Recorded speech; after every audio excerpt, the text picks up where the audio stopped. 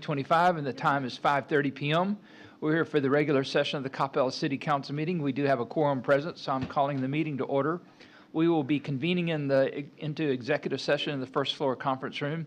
At the end of the executive session, I'll come back out and announce work session, at which time the public is invited and encouraged to attend. Thank you very much.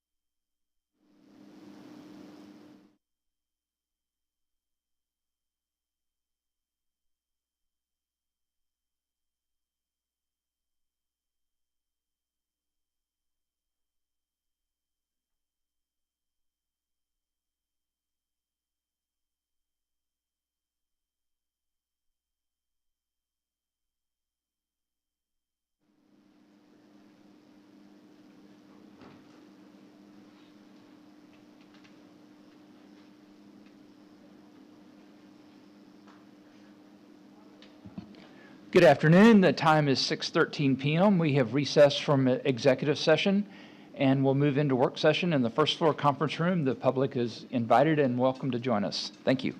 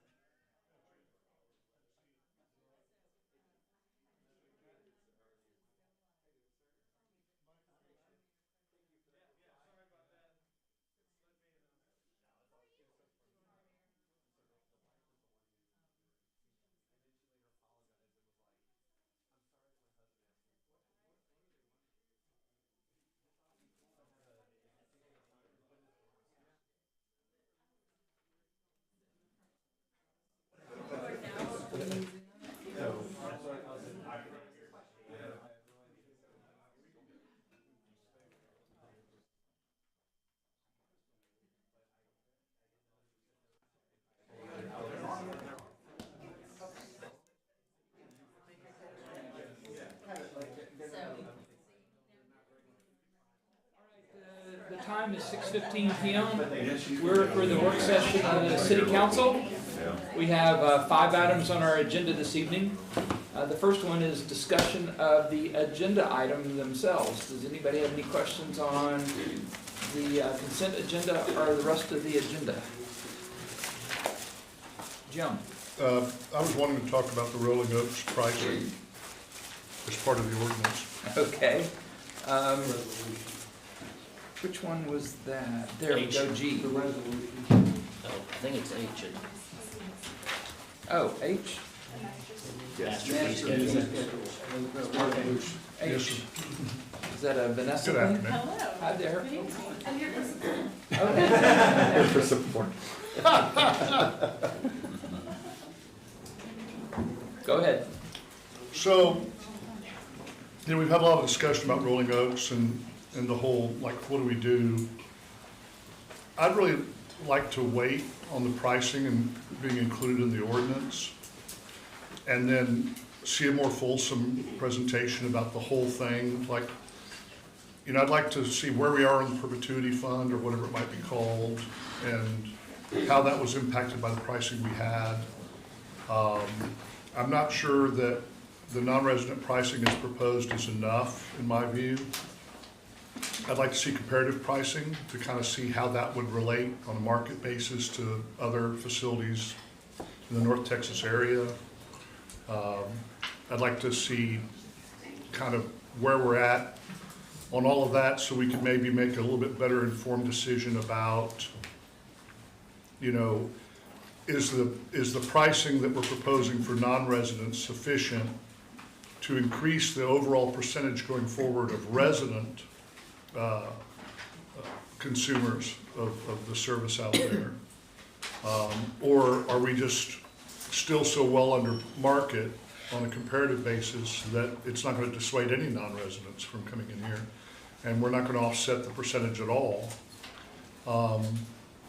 And just kind of hear a little bit more about the discussion about why those numbers were selected, what the comparative numbers are, and kind of, I just don't want to agree to the pricing tonight without having all that other information available, and kind of in a larger, you know, big picture presentation of this is the future of Rolling Oaks as we kind of envision it, and these are kind of the options we have to tweak what that future looks like. Mark? If we approve it tonight, it's not etched in stone, right? We can always revise it. I think it's important we get something in place now to curtail any potential buyers that are not residents. And then, you know, we continue with a real robust study on that and make sure it's high enough. I'm in agreement, Jim. You know, we want to make sure it's adequate. Don? Well, okay. Oh, I'm sorry. Well, I was just gonna say, I mean, that's my concern. I don't know that the pricing, as it's proposed, it meets that goal. I don't have anything to compare it to. And, because I do want to accomplish that goal, but, and I am concerned about, you know, we're gonna pass an ordinance with it, and then we're gonna continue to have, I'm concerned, an influx of non-residents, even at the pricing is proposed, and accomplish nothing with respect to that goal, except to continue to sell off plots until we get to a point where we amend the ordinance. And I'd rather just do it all at once, even if it's at the next meeting. You know, I'd rather just get it all done, but. I have some of the same reservations, and so if we do need to go ahead and get a fee schedule in place, can we not just, why don't we just double up the resident price or something and shoot higher? Or sunset the fee schedule or something where we have to come back and readdress it at some point? Because I have some of the same concern that if we put it in place, it doesn't get readdressed later until it is too late. So if we need to put something in place, make it, well, 5,500 and 11,000 or whatever. I mean, just put something in that'll force the issue later. And I was gonna say, like, I agree with Mark that I wanna do something sooner rather than later. At the same time, I do agree that if we're gonna do it, let's do it right and not have one fee today and then a different fee immediately, and make sure we do it right from the beginning. I guess my question would be, if we're going to go back and we are gonna get additional information, which I wanna make sure that we have that information and the pricing is correct or where it needs to be and competitive across the board, how soon can we get that? And could this be done at the next meeting, or are we talking more meetings, right? Like how long will this take? So to answer a lot of y'all's questions, the pricing that we've done an extensive pricing list as far as comparator cemeteries, as well as looking at the proposed fees and what our cost recovery goals would be compared to the market. So we've done all of that background research. That's what's taken us obviously this time. And when I came to you guys the last time, we kind of had those background numbers already set. Looking at that. So we do have a lot of that research already done, which is why we proposed to these. And within the market, we have comparators within the market, and so there are 3 cemeteries that are within the 16-mile radius of us. And those prices are anywhere from $3,000 to $11,000, which is why we're like right in the market for where we're at for the in-ground plots. For residents or non-residents? They know we're the only cemetery that does a resident or a standard versus a resident price. Okay. So that is very unique to Coppell. So the comparison has one price for anybody? No, the comparison, so they have different prices. Yes, one price for anybody, but it depends on the location within their cemetery. Yeah. So within those 3 cemeteries, it's that price gap there. So when you say we're comparing our price, we're comparing our non-resident price to those 3. Yes, our standard rate. Yeah. The standard rate. Yeah, the standard rate. And a lot of these, a lot of this research that we did was obviously in consultation with our consultant that we have and the industry expert with the market and with those things. So we do plan to reevaluate fees obviously annually, and then as we discussed before, putting the prices in place June 1st, and then but it would still be under our amended operations plans, so we wouldn't fully open to pre-need services until October 1. At least that's the plan. So this is our plan to give the next couple months a good trial to see what are the rates, are we still getting those at-need non-residents versus resident rates, and then we do have an opportunity before the October 1 to adjust those prices should we see the need for that. Like I spoke before at the last meeting, obviously we want to stay within market because of due to the fact that we need the non-resident pricing, right? Like we need that to sustain Rolling Oaks long-term. We do not have enough residents in Rolling Oaks or in the city of Coppell that are choosing Rolling Oaks as their final resting place. And so we need to make sure that we continue to keep some non-residents which would be that standard rate in our cemetery for that. So that's why we've really placed in that, not the highest, but not obviously the lowest. Like, we are quality over quantity. However, obviously, this is the City of Coppell Cemetery, so we can, I can provide you guys with whatever you need to move on, and we can make adjustments as needed. Thank you, Mayor. So my understanding is we are one of the 13 cities in state of Texas owns a cemetery, correct? Roughly, yes. Okay. Did we compare with any other city-owned cemetery? The City of Grand Prairie, yes. Okay, Mhm. okay. And we are talking about 300 lots out of 8,000, or we are talking about the 1,900 we're going to develop, the prices? Starting June 1st, it would be any plot that is sold starting June 1st, potentially starting June 1st is the new price increase. So today we have a freeze, correct, selling the property? Yes, Okay. Yeah. So we are continuing that? correct, as of right now, yes. So if we continued to come back at a later time, we would still continue to sell our plots for at-need services at the current rates and not the new rates. Okay. Thank you. Well, my opinion is the difference between the 5,500 and the 7,000 wasn't a big enough separation between resident and non-resident. It's basically what we discounted previously, Yes. percentage-wise, roughly. Jim? And I agree with that, and it seems to me that, but I also hear what you're saying about that there is a certain need for a certain volume of non-resident purchases. But I'd like to have a better understanding of why. Is that because we haven't banked enough for the perpetuity fund and that sort of thing based upon the sales at the, the pricing that's been in place? Or is there some other reason? Is it inflation? I'd like to have a better understanding of that.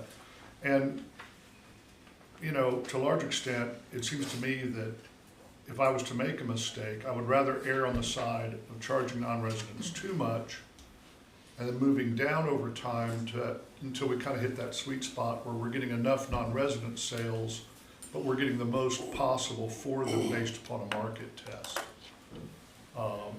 I'd rather do it that way.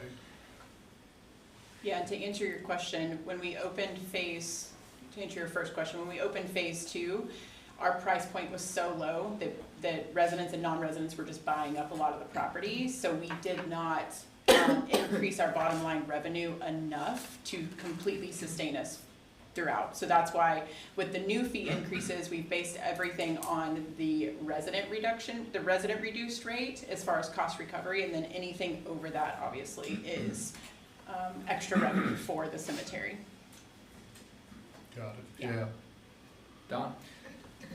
Remind me what the rates were previously, Uh, to compare them, like 5,500 for Coppell is the new one. Yes, and it was 2,000 for Coppell Okay. residents, and then 2,500 for And non-residents. that's gone to 7,000. Correct. Okay, Yeah. okay.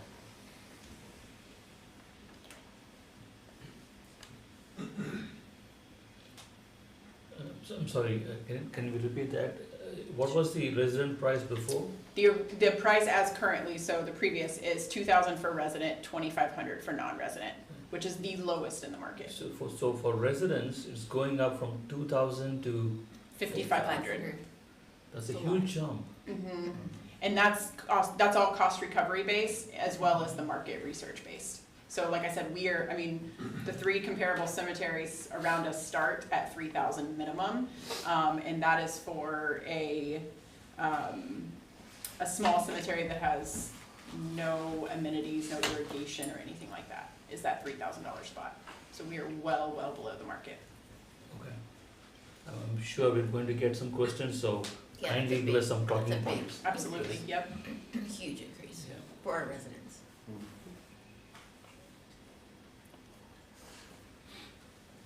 What do we want to do? We want to hear it tonight, or, Sherry's saying she's got the information. I think the research has been done. Yeah, yeah.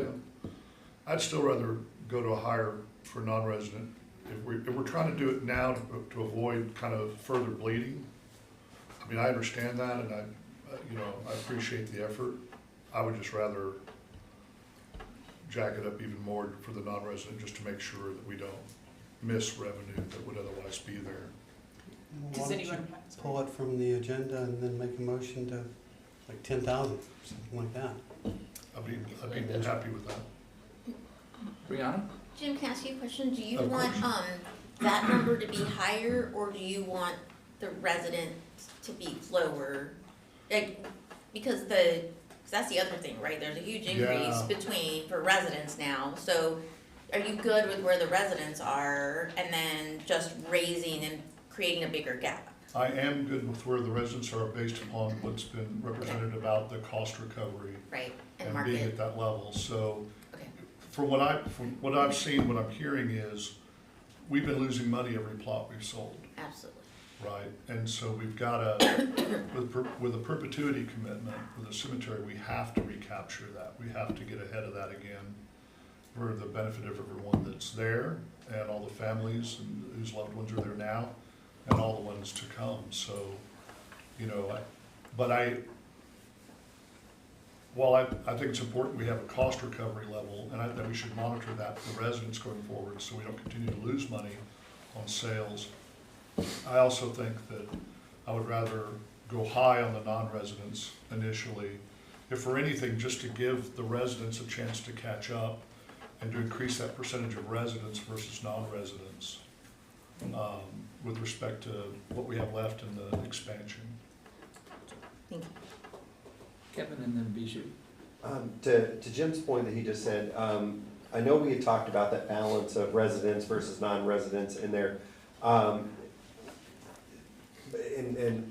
if we talk about this, I apologize, but like, what is the mechanism for making sure that the residents have enough spaces, if you will, and stuff? Do we have a mechanism, or is this just market pricing will, you know, the standard versus the resident is gonna determine who fills it up? What does that look like? So two ways. So one is the market pricing, right? If we have a lower price for Coppell residents, it deters those non-residents that are just looking for a cheaper cost from Rolling Oaks, because then they can go to some of the cemeteries in Louisville that might be a little bit cheaper than us.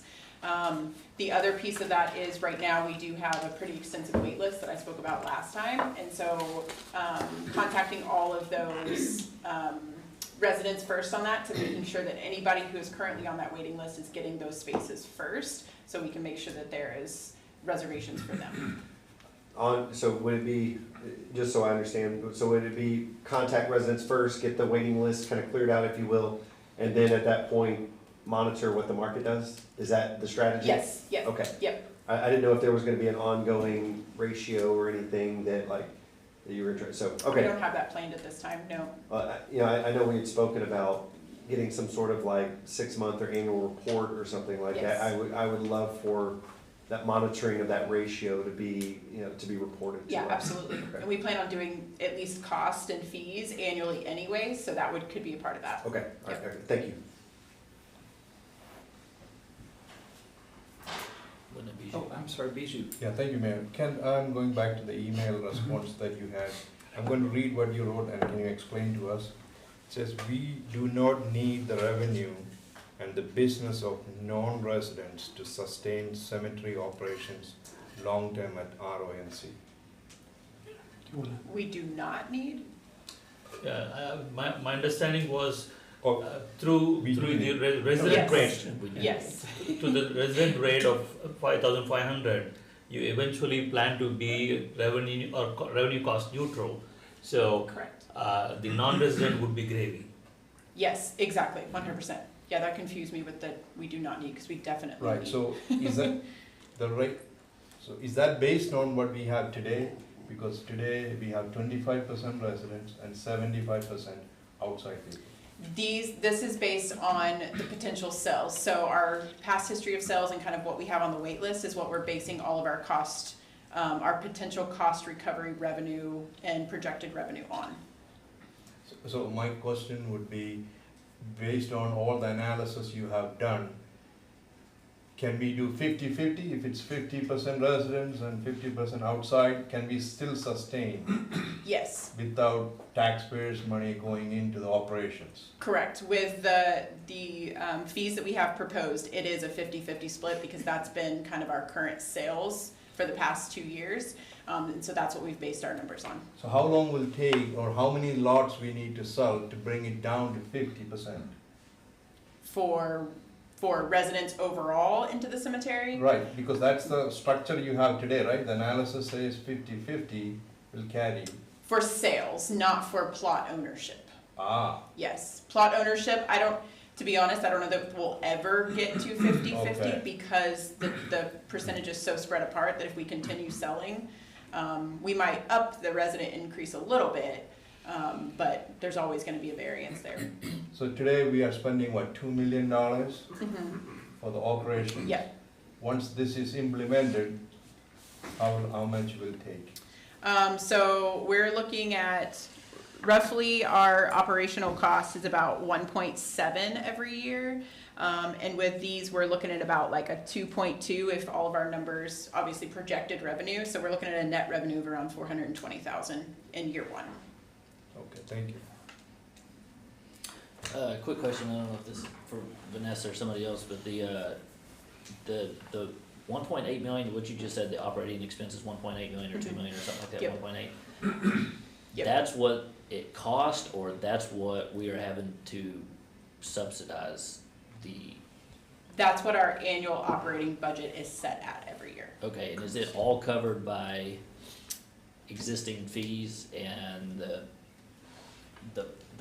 is it self-perpetuating, or is it actually needing, is it actually funded out of, It is not funded out of the general fund. Not out of the The general Rolling fund. Oaks is its own separate fund. and there's no transfers or anything going over to that fund?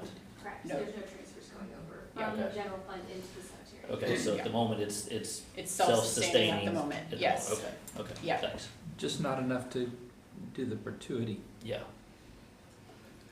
And one other, I guess, comment in general, this has been, there have been some challenges around all of this discussion, and it will be helpful to me just if, as we go, just having more and more data and sort of how you got to whatever conclusions you came to, maybe more so than what we usually would do, just because it has been a challenging situation to try to get our arms around exactly how it works and how this gets funded and, you know, what has happened in the past and what do we need to move it to. It will be helpful, any over explanation as if I'm not very smart would be helpful. Okay. And that as we move forward. And that is the plan moving forward as far as operations, so I apologize for not doing No, that for it's- this case. And typically, I know this would not be our, this would not be our lane, we would stay out of it. It's just been, there's enough challenges here, I think any additional information will be helpful. Got it. Thanks. So, this is a consent agenda. Are you planning to pull this off consent and make a motion? I think so, yeah. Okay, so we can, we'll go through the debate out there, discussion, and, each one of you is able to amend the motion should you see fit. So just because Jim makes the motion, you can come in and ask for an amendment, so. I'm gonna throw a bunch of amendments on, so you have to keep up with them. Thank you very, I appreciate that. Thank you very much. I may abdicate and let the Mayor Pro Tem handle it. All right, any other questions or comments on the agenda tonight? All right, so item B is discussion, by the way, my A's and B's are probably different than yours, so the next agenda item is discussion regarding council committee liaison assignments. Did everybody get the list from Crystal or whoever sent it out? I gotta admit, thank you very much. It worked out very smoothly this time, so when everybody got their first choice, most everybody, if you got a second choice, it was because it was your second choice, so it worked smoothly. Except for Jim. So. Why? You gave me two first choices. Oh, well. I like You it, wanted to though. make sure you got it. Man, I thought we were supposed to put like priority or what we wanted. I think next year what we're gonna do, Brianna's done it for the last several years, and it doesn't really impact anything, is to put your first 3 choices or first 5 choices or something like that. And that's what she, because by the time it gets down to 7 or 8 or 9, it doesn't really matter, so. So you gotta figure out a way how to describe all this so that some Texas trial lawyer can understand. I'm doing it so they don't understand it. That was on me, big guy. All right, next item is discussion regarding service organization. I believe Jessica is gonna handle that one. We do have a presentation this afternoon from MetroCrest. And I think we've got a couple of new requests as well, so. Well, good evening, Mayor and Council, and thank you so much for the opportunity to speak to you tonight. They're handing out the printed material that was sent to you, but that is also a printed copy in case you wanted that as well.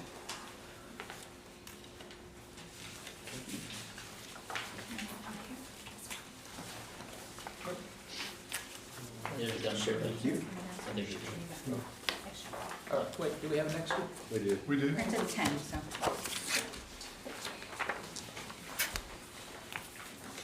Okay. My name is Jessica Mendez, a budget manager in strategic financial engagement. And I'm here this evening to provide you the list of applicants for the city's annual special funding process for service and arts organizations. These grants support organizations that meet critical service needs, promote arts and culture, or offer special programs that benefit Coppell residents. The purpose of this agenda item is threefold. First is to provide an overview of the service organizations that submitted grant applications for fiscal year 26 funding. Second, to identify which organizations meet the criteria to make a presentation to you at the July budget workshop based on the guidelines established by the council in the memo dated August 30th, 2016 and updated last year, April 23, 2024. And third, to seek your direction on whether to add or remove any of these organizations from the list of qualifying presenters. The memo and supporting documents are included in your council packet, and we've already passed it around as well. This year's application period was open from April 1st to April 28th, and we received a total of 19 applicants.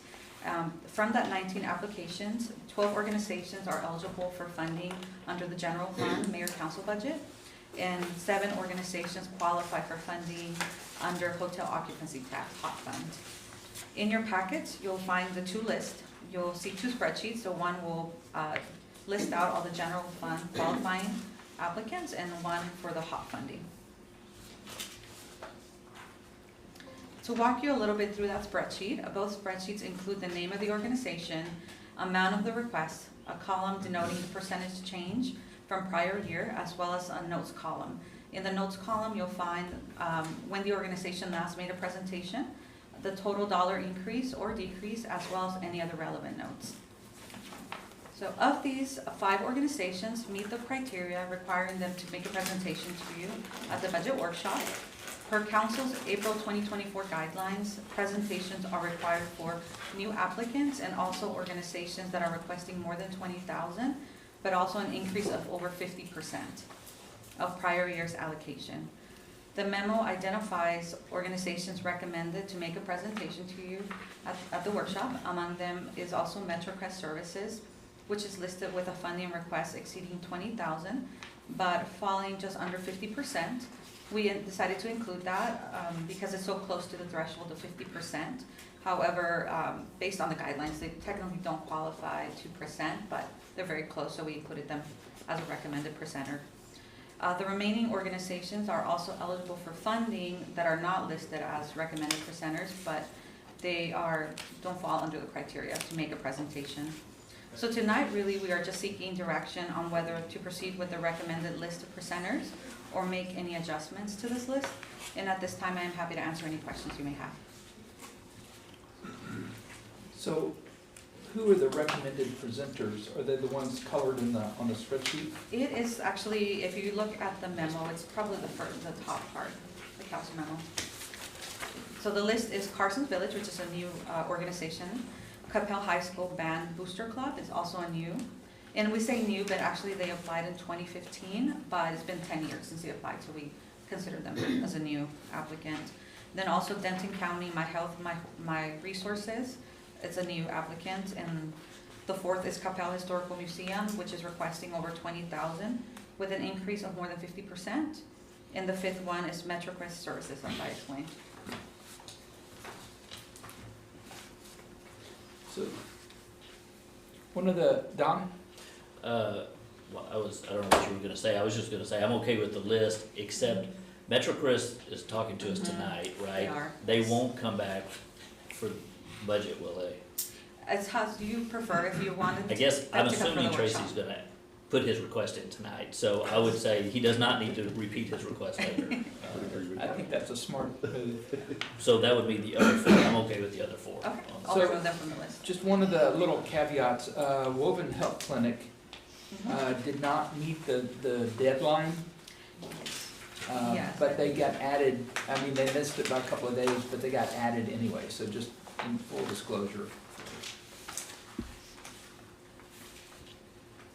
Mayor, Yes, Jessica, thanks for the presentation.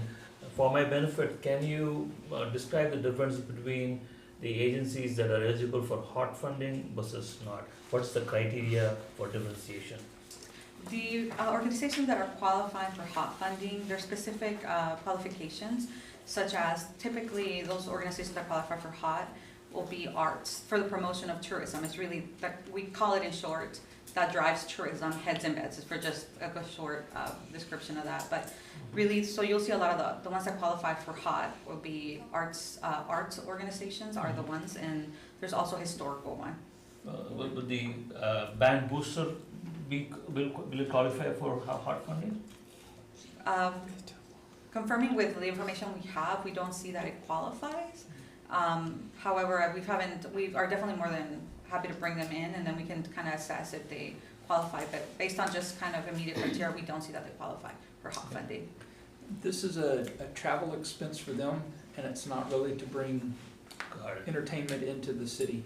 Got it. So that's probably the reason. Bijou? I'm looking at the list here, Coppell Historical Museum. It shows 160% increase in ask. Yes. Last year, they actually, the amount that they requested last year, I don't have the exact amount, but I believe is about 117,000. Later on in the period, they reduced their request to 50,000. So comparing it from 50 to 130, it's about 160% increase.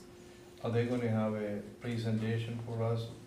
Or They are on the list of the recommended presenters, but if you're wanting them to come in, we can definitely keep them in that list.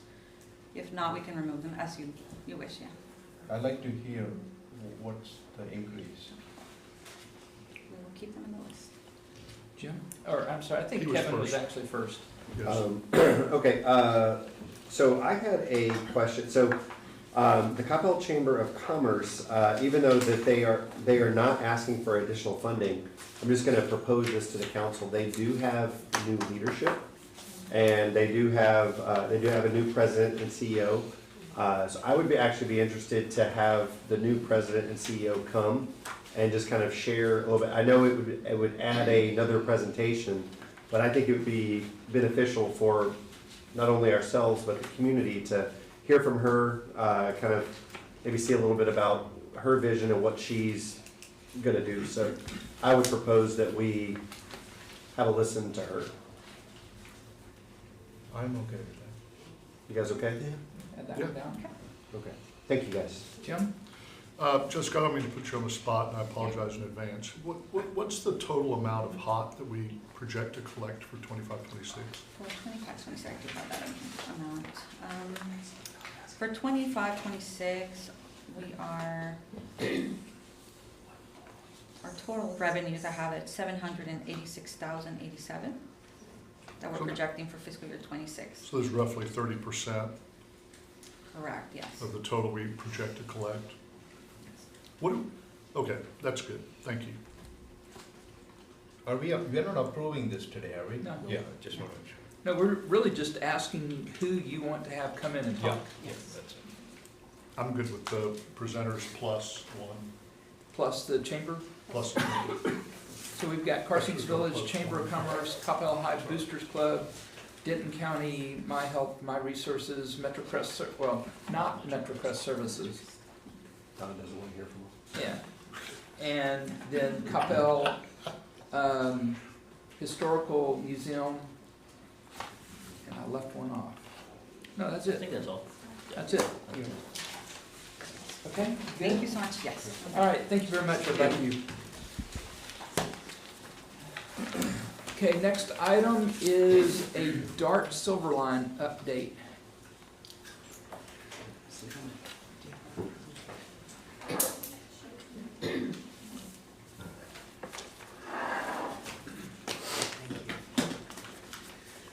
Good evening, Mayor and Council. My name is Aaron Tater. I'm the Assistant Director of Public Works Engineering, and I have a presentation on DART items relating to the Silverline Regional Rail Project. I'll start with a brief update on the project. DART is currently finishing their segmented testing. On the slide here is one of DART's graphics showing Coppell is within their testing segment A2. As DART is finishing their segmented testing, they are preparing to begin end-to-end testing, where they will run test trains from Plano all the way into DFW Airport and back. DART is anticipating revenue service to begin in late 2025 or early 2026. This slide summarizes 3 upcoming DART items for council action that I will be presenting information on. Only one of these DART items is on tonight's council agenda. The other 2 will be on upcoming council agendas, and we're anticipating the next June council meeting for those. The one agenda item for council action this evening is a resolution for amendment to the interlocal agreement, or ILA. The second upcoming DART item will be a speed limit ordinance for trains through Coppell. And the third upcoming DART item will be a resolution to support construction of the Cotton Belt Regional Trail. The resolution for the First Amendment to the interlocal agreement is the only DART agenda item for council action this evening. Since the approval of the original interlocal agreement, the enhancements included in this agreement have been discussed previously with City Council and approved in concept with estimated costs. Funds were designated in the general fund balance for this purpose.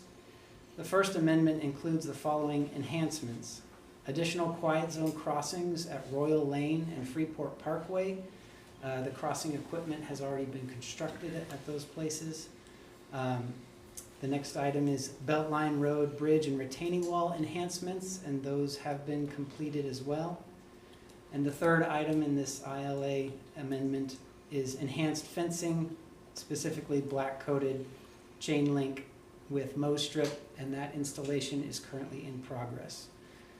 The fiscal impact of this First Amendment to the interlocal agreement is $1,008,485 from assigned fund balance of the general fund. A future DART agenda item will be a speed limit ordinance for trains through Coppell.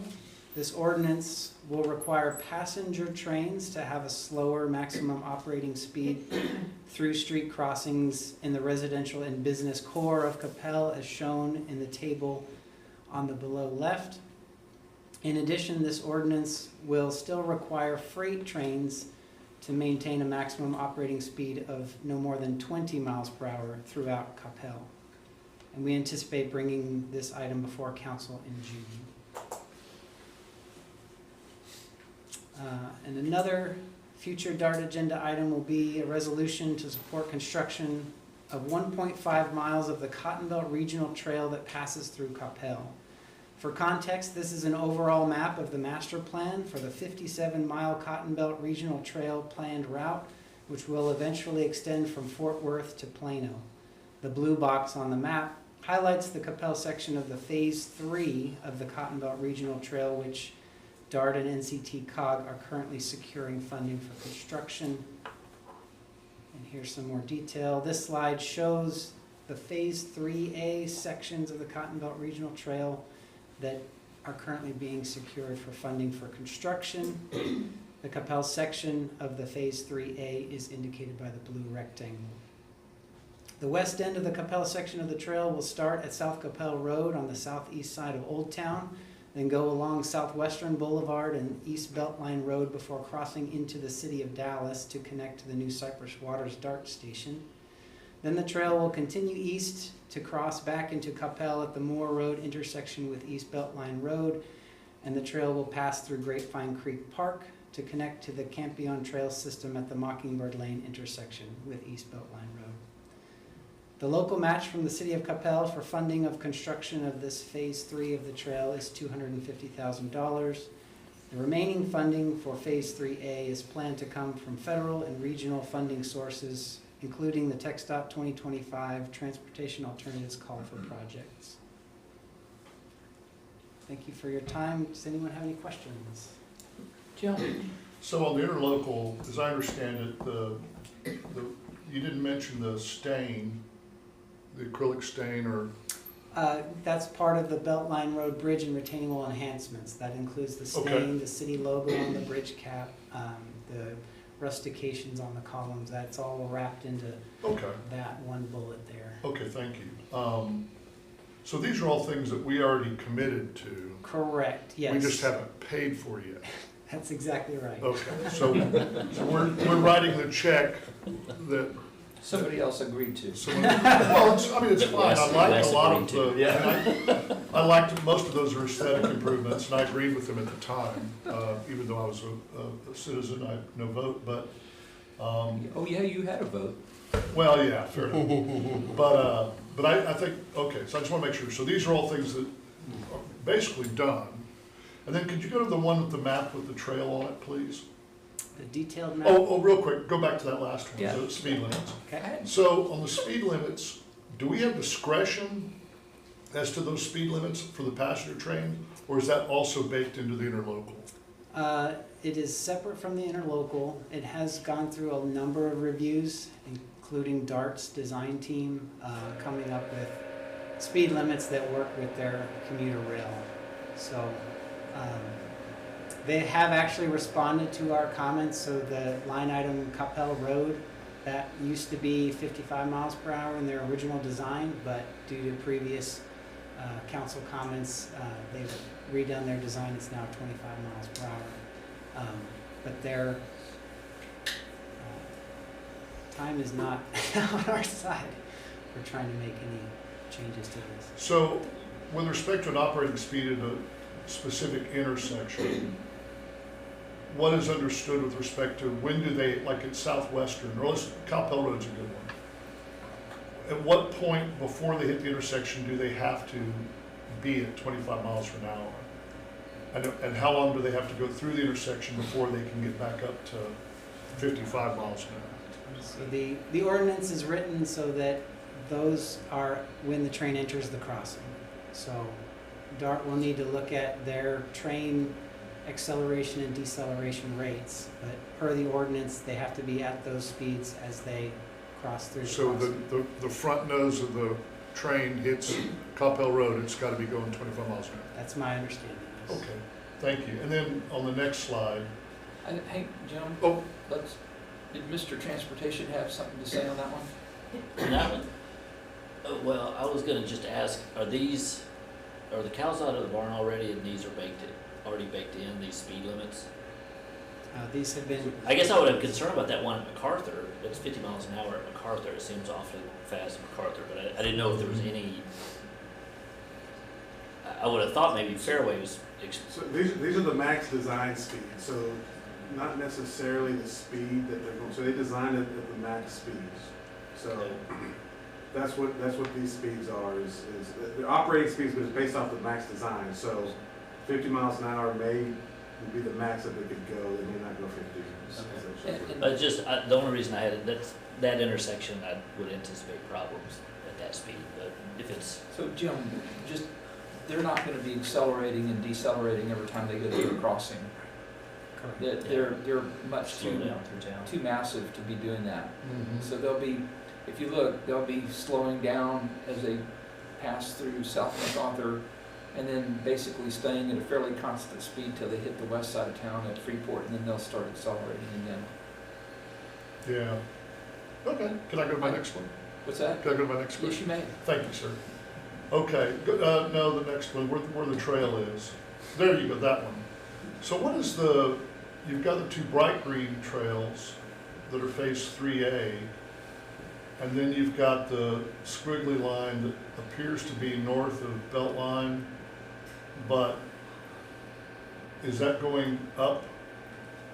It's hard to tell. What is that road when it says Mockingbird Lane? So where is that trail going, the squiggly line, it says trail to be funded by other sources? That's in Coppell, right? Thank you, Jim. So that segment that crosses from Coppell into Carrollton has not been designed yet. So that is a segment of trail that had originally in concept was thought would follow the Cotton Belt corridor across the Elm Fork floodplain, but it turns out the Elm Fork floodplain was too restrictive in their design. It would be too expensive to follow the Cotton Belt through that corridor. So this yellow green dotted alignment is something that they're working on design. I believe Dallas County is leading that design effort, but that section of trail, it will be a trail at some point, but it has not been designed and is not part of this phase 3 construction funding effort. But where does that dump out from Carrollton into Coppell, though? Where it looks like we're building that straight through a neighborhood. Is that River Chase? That shows it as Starleaf, but that alignment is also not set. That was the recommended alignment that they provided, and we've had conversations with them that's probably not gonna be the final alignment. So that portion is just schematic in nature right now, as they're trying to go for funding for that, but that alignment is not set. We've talked about other options for that alignment. Okay, thanks, Mike. And, I mean, why don't they just continue along the rail like they do on the rest of it? The Elm Fork floodplain is a big cost barrier there. They would have to put a lot of the trail up on elevated boardwalk, which is cost prohibitive. Well, that would be lovely. Okay, well, thank you very much. I've caused enough problems. Bijou? Yep. Can you go back to the previous screen, the $1 million? So this $1 million is pending that check we have to write to the DOT. Correct. So previously, my understanding was council agreed in 2021 to fund $1,053,000. That included an item for Beltline median landscaping that we ended up taking care of with our project. So this is just $1,008,000. So as of today, do you know the total number of how much we spend on DOT projects? This is it? Correct.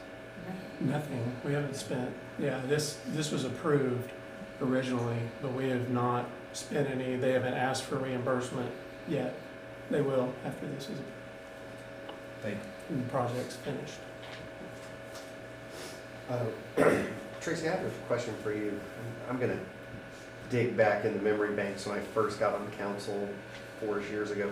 There was some kind of discussion about like a bridge design, like on Beltline, like some sort of like, is that?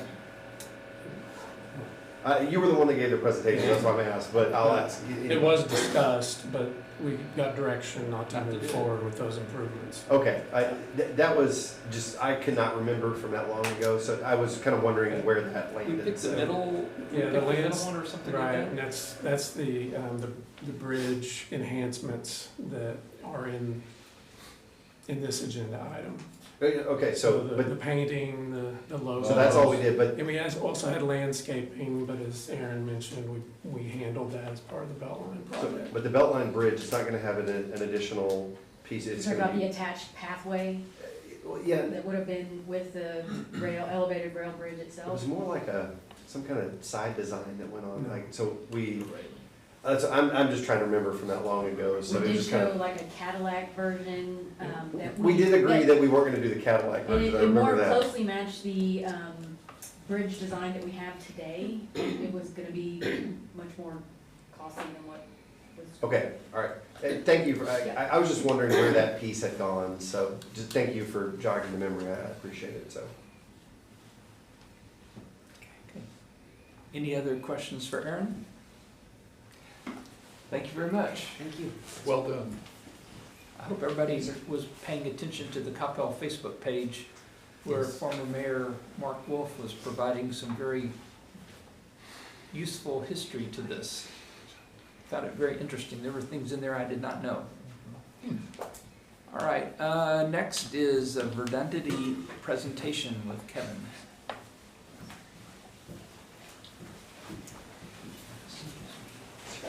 Thank you, Mayor and Council. I have the pleasure of introducing Kevin Shepard. He is the founder and CEO of Verdunity.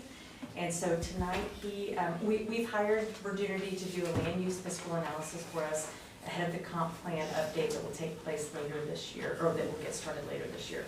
So Kevin's going to give us kind of an overview of the process tonight, introduce to us what he'll be doing, and so I'll turn it over to you. Thank you. Good evening, Mayor, Council. It's good to be with y'all this evening. All I want to do, there we go. We're good.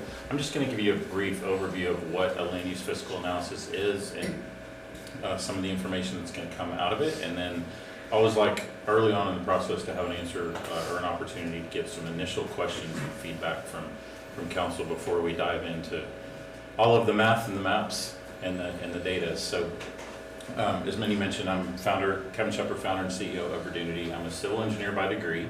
I actually did some civil engineering work with Mike here in Coppell in the very early years of Verdunity. I think it was maybe 2013-ish.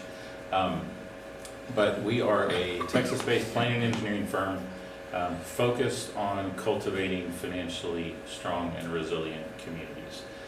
This purpose goes back to when I was an engineer. I used to work at HDR and then got into the National Director of Community Planning practice. So I went from the world of designing things where we're taught growth is good and build, build, build, into a world of kind of a hodgepodge, planners, architects, economists, landscape architects, a whole different group of people. But as I was working around the country, this would have been 2009 to 2011 when I left. As I was working around the country, what I started to find is in most places, not everywhere, big city, small city, rural, urban, suburban, very few cities have the money that they needed to maintain services and infrastructure. And so I was started to ask, well, what are we doing in Texas that's going to keep us from ending up like a Memphis or a Shreveport or some of these other places? And the answer is not a whole lot. We're actually doing it very, more aggressively and bigger. But in the last few years, going 2016, we started to get into more planning work with this fiscal analysis element of I wanted to be able to connect real data on property tax revenue, sales tax revenue, infrastructure costs, housing costs with our development pattern. Because what I found in those last few years on the planning side is the way that we're building our places, where, when, how fast development happens is directly related to a city's budget and their long-term fiscal health. What we've seen, say 1950 to now across this country is a pretty aggressive growth of the suburban, let's call it the suburban development pattern, auto-centric, larger lots, more spread out. And doing that, we haven't really been thinking about fully about the long-term fiscal impacts of some of those decisions. And what land use fiscal analysis basically is looking at maps, looking at charts, looking at graphs that we can dive into, that staff can dive into, that you all can dive into, that helps you understand the fiscal productivity of different development patterns, lot sizes, home values, property tax rates, all that good stuff. It gives you real hard data that you can then use to make more informed decisions on land use, growth management, infrastructure, economic development, all kinds of different investments. In most places that we work, they are extremely upside down financially when you factor in long-term infrastructure costs, especially. so far, we're early in the process. We're about a third of the way through with you, maybe getting close to halfway. Coppell is not in the situation that most places are. You guys are in a pretty financially strong place right now. Has a lot to do with your sales tax base and what you've been doing to move some of that sales tax money into infrastructure funding over the years. But I always just encourage everyone to don't kind of rest on your laurels. And some of the conversation that you were having earlier in the first agenda item about cost of service and what you needed to do, it's a very similar philosophy for infrastructure, for parks, for facilities. Don't just think about what they cost to maintain today, think about what it's going to cost down the road when you actually have to put more extensive maintenance into them, or to some extent you may have to fully rebuild things. Many mentioned that this is kind of a precursor to a comp plan update. These are some of the questions, just a few that we like to ask when we're working on comprehensive plans, and a couple that I think are relevant to you all to begin to think about. The first one, I think we all know that there's rapid population and business growth in the North Texas region. That's not going away anytime soon. We're going to continue to grow. There's a lot of people moving here for a lot of different reasons. A lot of businesses want to come here for a lot of reasons. That can be a huge opportunity, or in some places it could be a concern. For Coppell, I think it's an opportunity. Second one, rising land and construction costs and limiting housing supply in the region are driving housing prices up. This is the reason this relates to Coppell is that second kind of that question in blue. How much are you all concerned about housing attainability and workforce housing in Coppell? Maybe you're not, maybe you are. It's not my position to say that, but what we're going to show you is some data that helps inform that conversation. That is a segue into the third one. Demographic preferences for housing and lifestyle are changing. What those of us that are, the Gen Xers, the boomers that have kids, or maybe even some grandkids now, what we enjoyed, what we looked for in our life, what we wanted in the neighborhoods we were at, is not necessarily, or that we chose to move to, is not necessarily the same thing that folks in the future are looking for. Something to keep in mind. There's always going to be that segment of folks, but how many of them are going to be out there and are going to be able to afford to live in Coppell in the future. And then the last one gets more into the land use fiscal analysis itself, and that's the facility and infrastructure costs for growing or aging communities built. I never want to say built out. No community is ever truly built out. But for more mature communities, those costs are shifting from preventative maintenance to more expensive maintenance and replacement. We focus mostly on streets and water and sewer infrastructure, but I've got a colleague or a friend that works for a similar company, 110%, that does a lot of parks and rec consulting, and the same challenges are present in the parks and rec field as well. So the question there is, does the city have the resources it needs to continue providing high quality services, facilities, and infrastructure that Coppell residents have come to expect? Coppell is a very high quality place. People move here for a reason. They just want to make sure that you all have the resources to maintain that in the future. Again, a lot of places do not. We show the numbers to prove that. We're not quite all the way through with you all, but feel like you guys are in a much better position than most. Couple of initial observations for our team. These are not fully vetted with staff yet, so I'll take full ownership. This is our team and some of the things that we're seeing that, again, put these out there for some feedback. First, Coppell's financially strong, but may be vulnerable. You guys have one of the highest revenue per household levels in the entire Metroplex and probably across the entire country. And we've done close to 300 of these now. When you take your general fund revenue or all of your revenue together, you divide that by the household, the per household revenue is off the charts. Second thing there, significant portion, and this is where some of the vulnerability comes in, significant portion of your revenues comes from distribution sales tax. That could be perceived as, if you're thinking about anti-fragile, if you're thinking about a resilient pattern, I always like to say property tax, with all the things that we can go into with that, it is a more predictable and more sustainable revenue stream. That's one that you all have a little more control over. Sales tax can be volatile, and especially related to distribution stuff. We'll see where legislation goes this time or next one, but there's a potential that that could go away quickly and it just goes poof. So a lot of what we like to ask is just what if? What if certain things were happening, and what, you know, how are you guys thinking about these different what if scenarios? The flip side of that is the more sales tax revenue you have, the less pressure that takes off of your property tax and gives you all some, you know, some more flexibility there. But a healthy balance of those two and some other revenue streams is helps you be a little more resilient. The third one here, and this is important as you think about your comprehensive plan going forward, you have limited land available to generate your needed revenue. So I mentioned Coppell's a high quality place. Reducing services is likely not an option if you don't have, if you don't have the revenue that you need. Some places will choose to, we're going to scale back services. We're going to push off maintaining or replacing roads. We're not going to have as many staff to maintain a park. That's a very real scenario in most of the places that we work in, unfortunately. But in your case, I don't think reducing services is an option for your residents. So it's going to be more of a conversation of where can you capture additional revenue? How can you increase that value per acre? This map on the right was kind of a segue to the next slide, but this was kind of interesting to us. We like to just explore the population in the city and around it.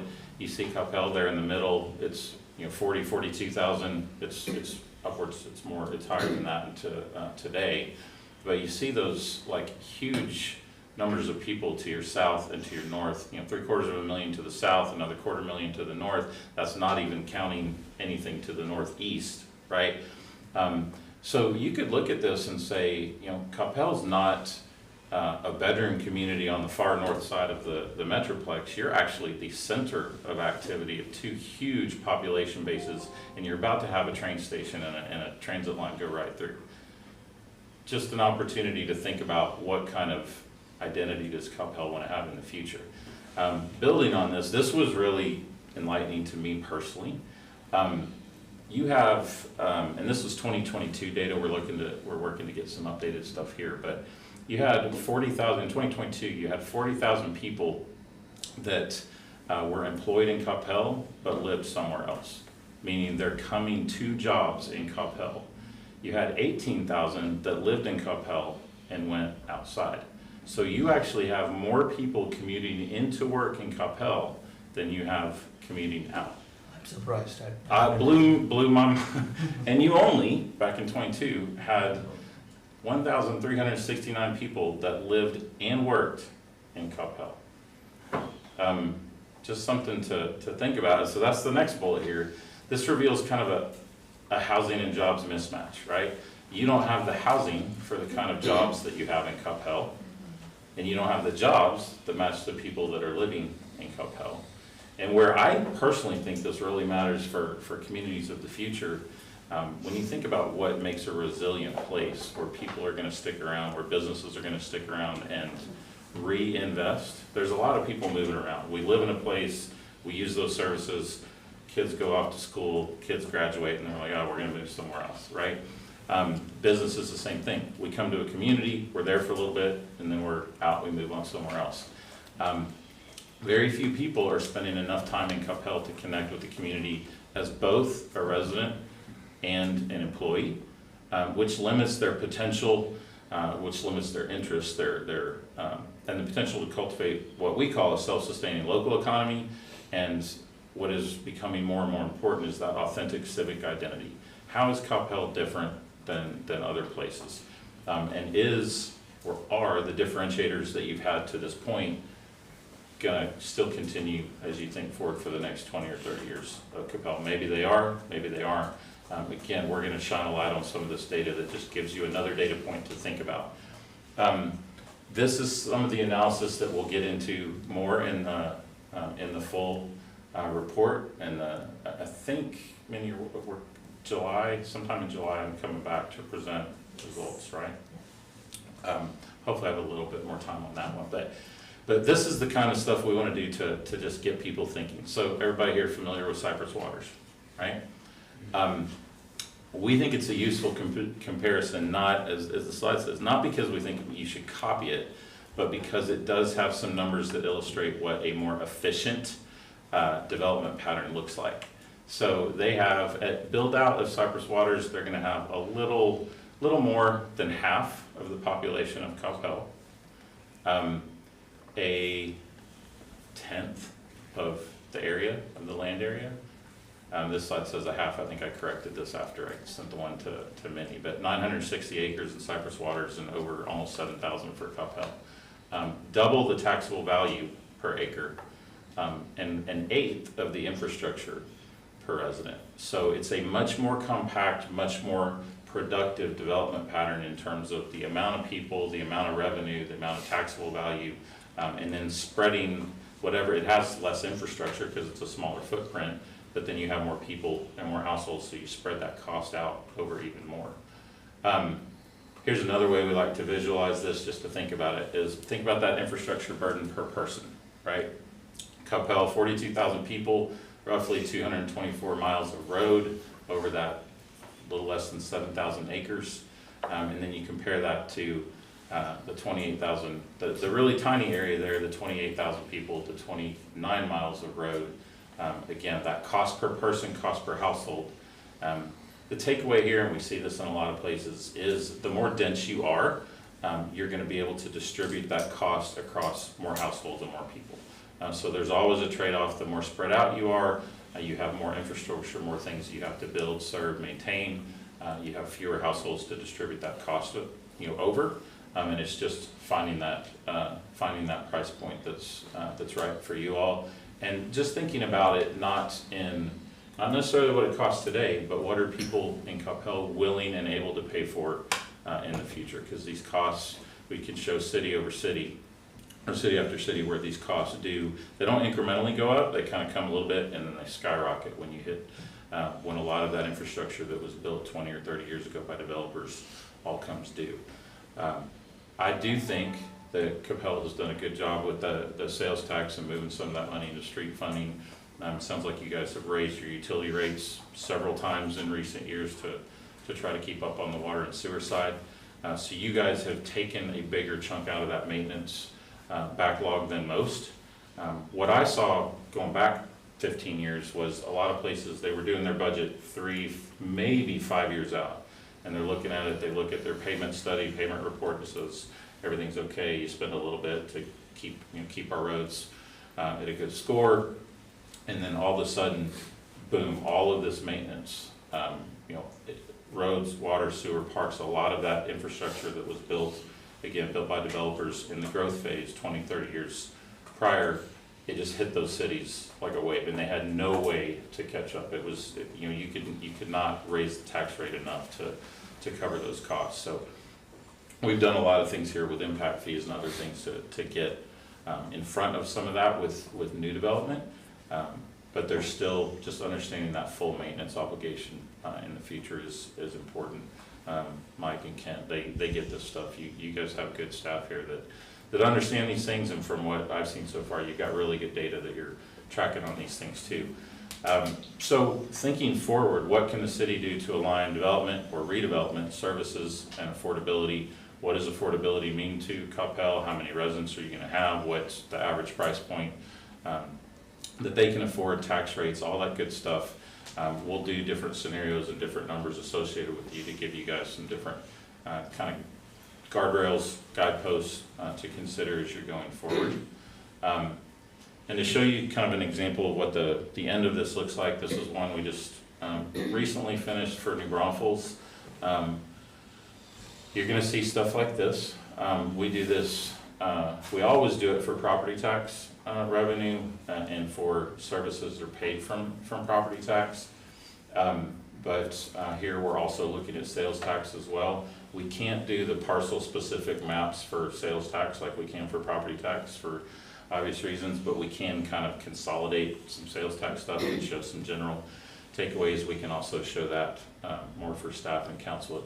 We can't put that out there publicly, but we'll show maps like this. This is what we call And net revenue per acre, we take the property tax revenue that each parcel in the city actually pays. So after exemptions, all that stuff, what revenue you're actually capturing from those, we take the percent of the general fund that's paid from property tax, and we allocate that back to the parcels as well. There's 2 or 3 different ways that we do that based on what the different services or costs are.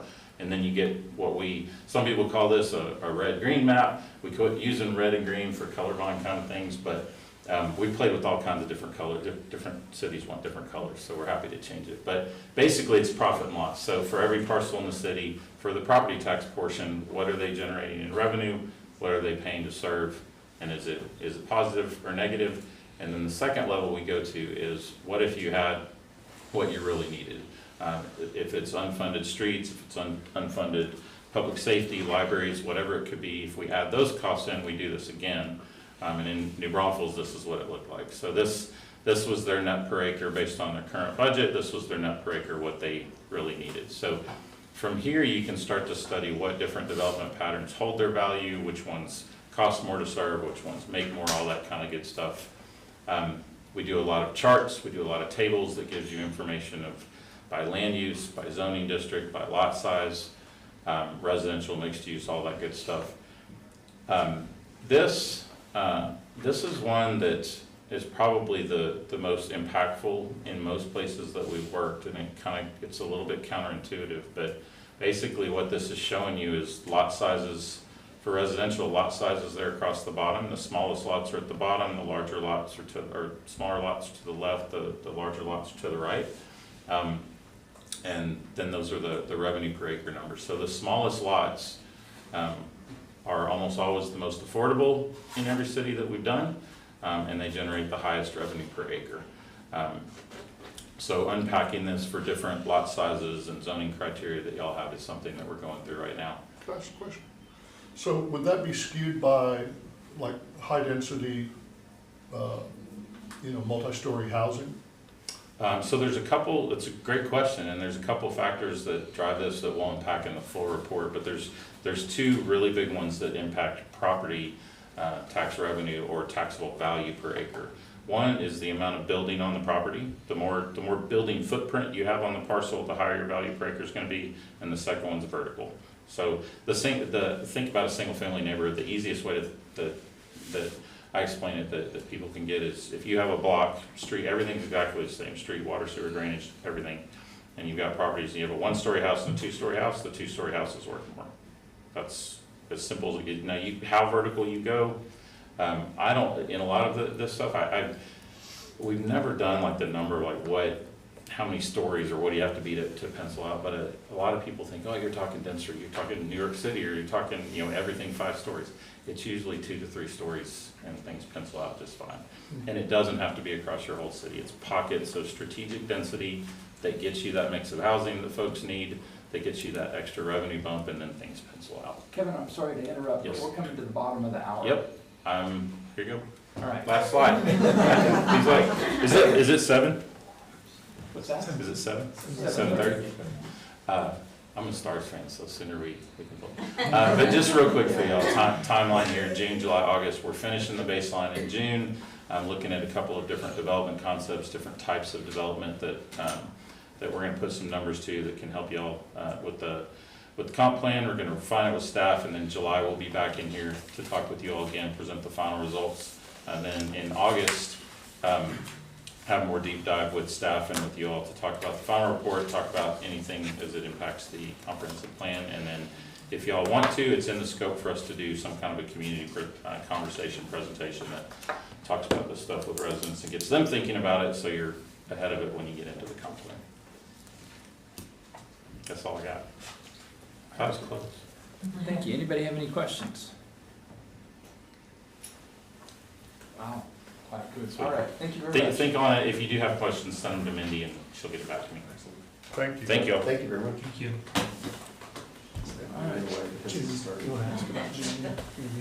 Yeah, we had one question. We've got an option for our June meeting. We typically cancel the second meeting in June and use that as vacation time, but we also have a budget meeting scheduled that same week. that Monday. that Monday, so we've got a budget meeting on Monday and a potential council meeting on Tuesday, which we could cancel, but we still have the budget meeting. So is there a preference? What date is that? The 24th, 23rd. Council meeting will be on the 24th. We've, council meeting, oh, it's been canceled already though, right? It has not. Oh, We'll have to cancel it at the next meeting. I gotcha, okay. For some reason I don't have it on my calendar. Well, yeah, it's not showing on the Yeah, it's not showing on the master calendar. calendar or anything. So the budget meeting is on 23rd Monday? Yes. And Mayor, your question is, should we cancel the Tuesday meeting? That's what we traditionally cancel that meeting. But you're gonna be here anyway for the Monday meeting. Okay, I see what you're saying. And one of the reasons traditionally cancel is because a lot of folks are on vacations or doing business. It's kind of, if they wanted to participate, if they're out of town. I've heard about those. I'm good either way. I'm in town.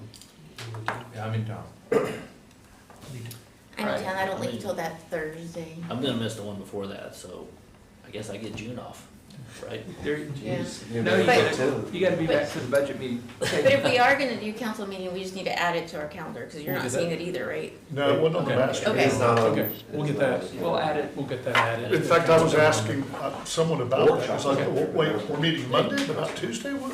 Yeah. Quick question, are we fifth Tuesday in July, is there a meeting scheduled that week? It's like the 29th or something? That, there is a meeting scheduled, we haven't confirmed or firmed it up.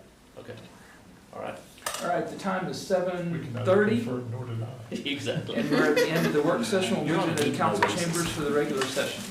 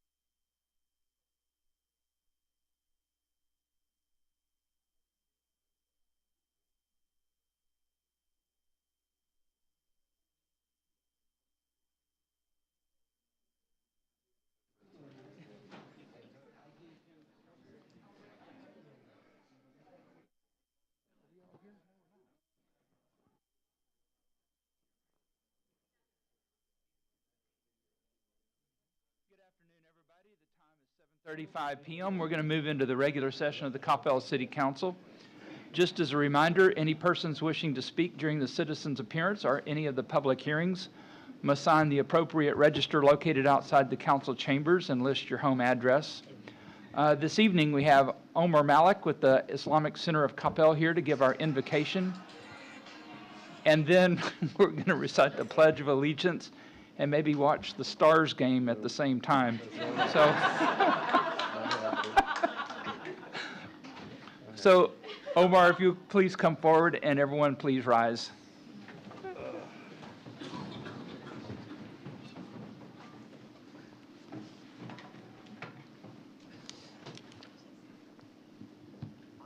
Thank you so much, everyone. All praise and gratitude is for God Almighty, the Lord of the worlds, the most merciful, the most compassionate. You alone we seek for help, and we worship. Guide us to the straight path, the path of those you have blessed, not of those who earned your anger, and not of those who went astray. God Almighty, unite our hearts and set right our mutual affairs. Guide us to the path of peace, deliver us from darkness into light, and keep us away from hatred and malice. God, choose us to be among those who uphold justice. God Almighty, show us the truth as truth and grant us the ability to follow it, and show us falsehood as falsehood and grant us the ability to avoid it, and make us among those who are guided by your light. God Almighty, spread peace across the earth, unite the hearts of people upon truth and guidance, remove hatred and hostility, and make us brothers and sisters united in humanity and mercy. Amen. Amen. Thank you. Please join me in the Pledge of Allegiance.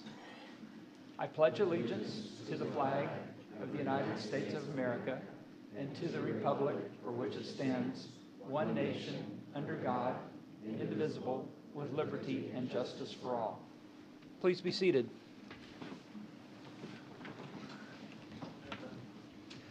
Okay, item number 6 is 6A is a presentation of the Good Neighbor Award with Miss Katie.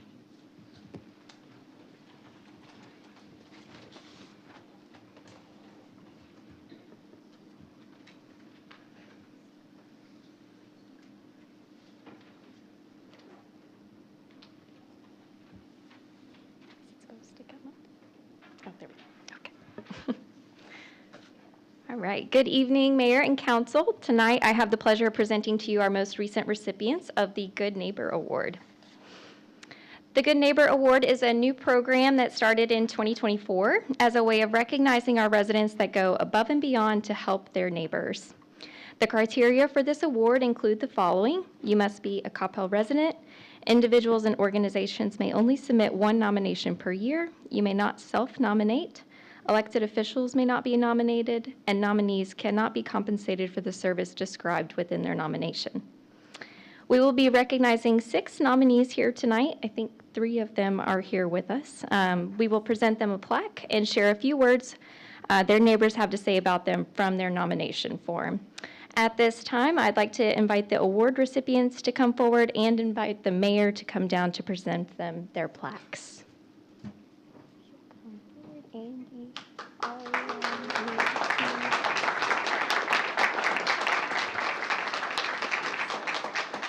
you'll just stand with them. You'll come over here. Thank you. And then after we give you each your plaque, if you'll all just stay up here until the end, and we'll get a group photo with you. So, okay.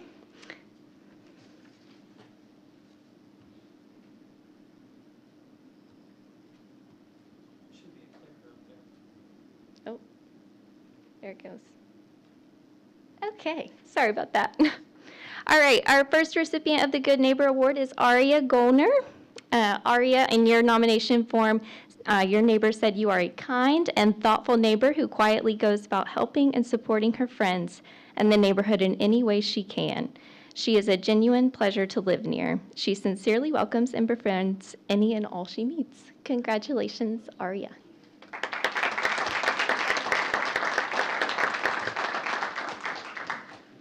Our next recipient is Andy Huckle.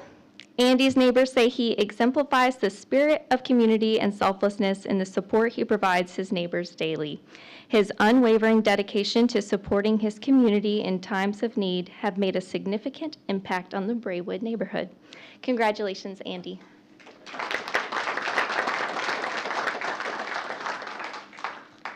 Our next recipient is Nancy Lamb. Nancy's neighbors say she is the perfect example of a good neighbor. She is always concerned with Magnolia Park's maintenance and upkeep and the safety and welfare of the people who live here.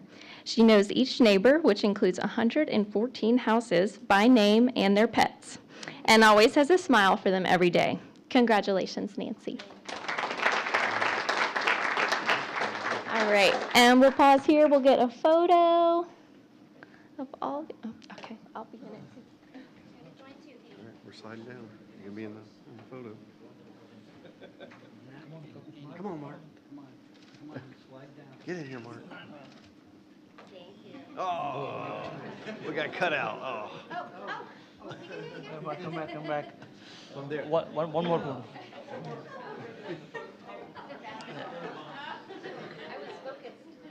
We wanted a photo bomb. Perfect.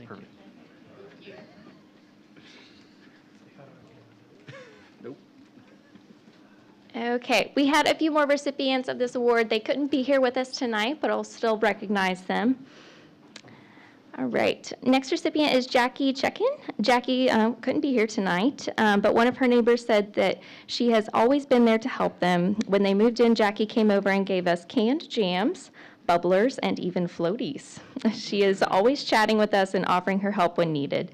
She's even offered us space to park our car in her garage when there was a hailstorm. Congratulations to Jackie.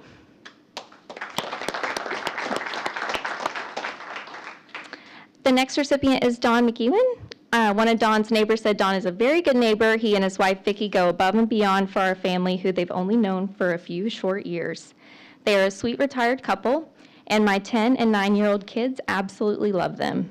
My kids will go knock on their door and get a snack from them and play with their 2 cute kitty cats, Bart and Lisa. It is just a sweet dynamic in our little street, Phillips Drive, and they are a huge reason for that. Congratulations to Don.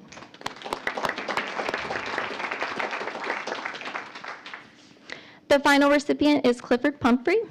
Clifford's neighbors say he is the neighborhood watchdog. He pays attention to what's going on and alerts or reminds his neighbors of items that need attention, or in some cases, for those of us who need help, he handles the issue. He is the neighbor everyone should have. Congratulations to Clifford.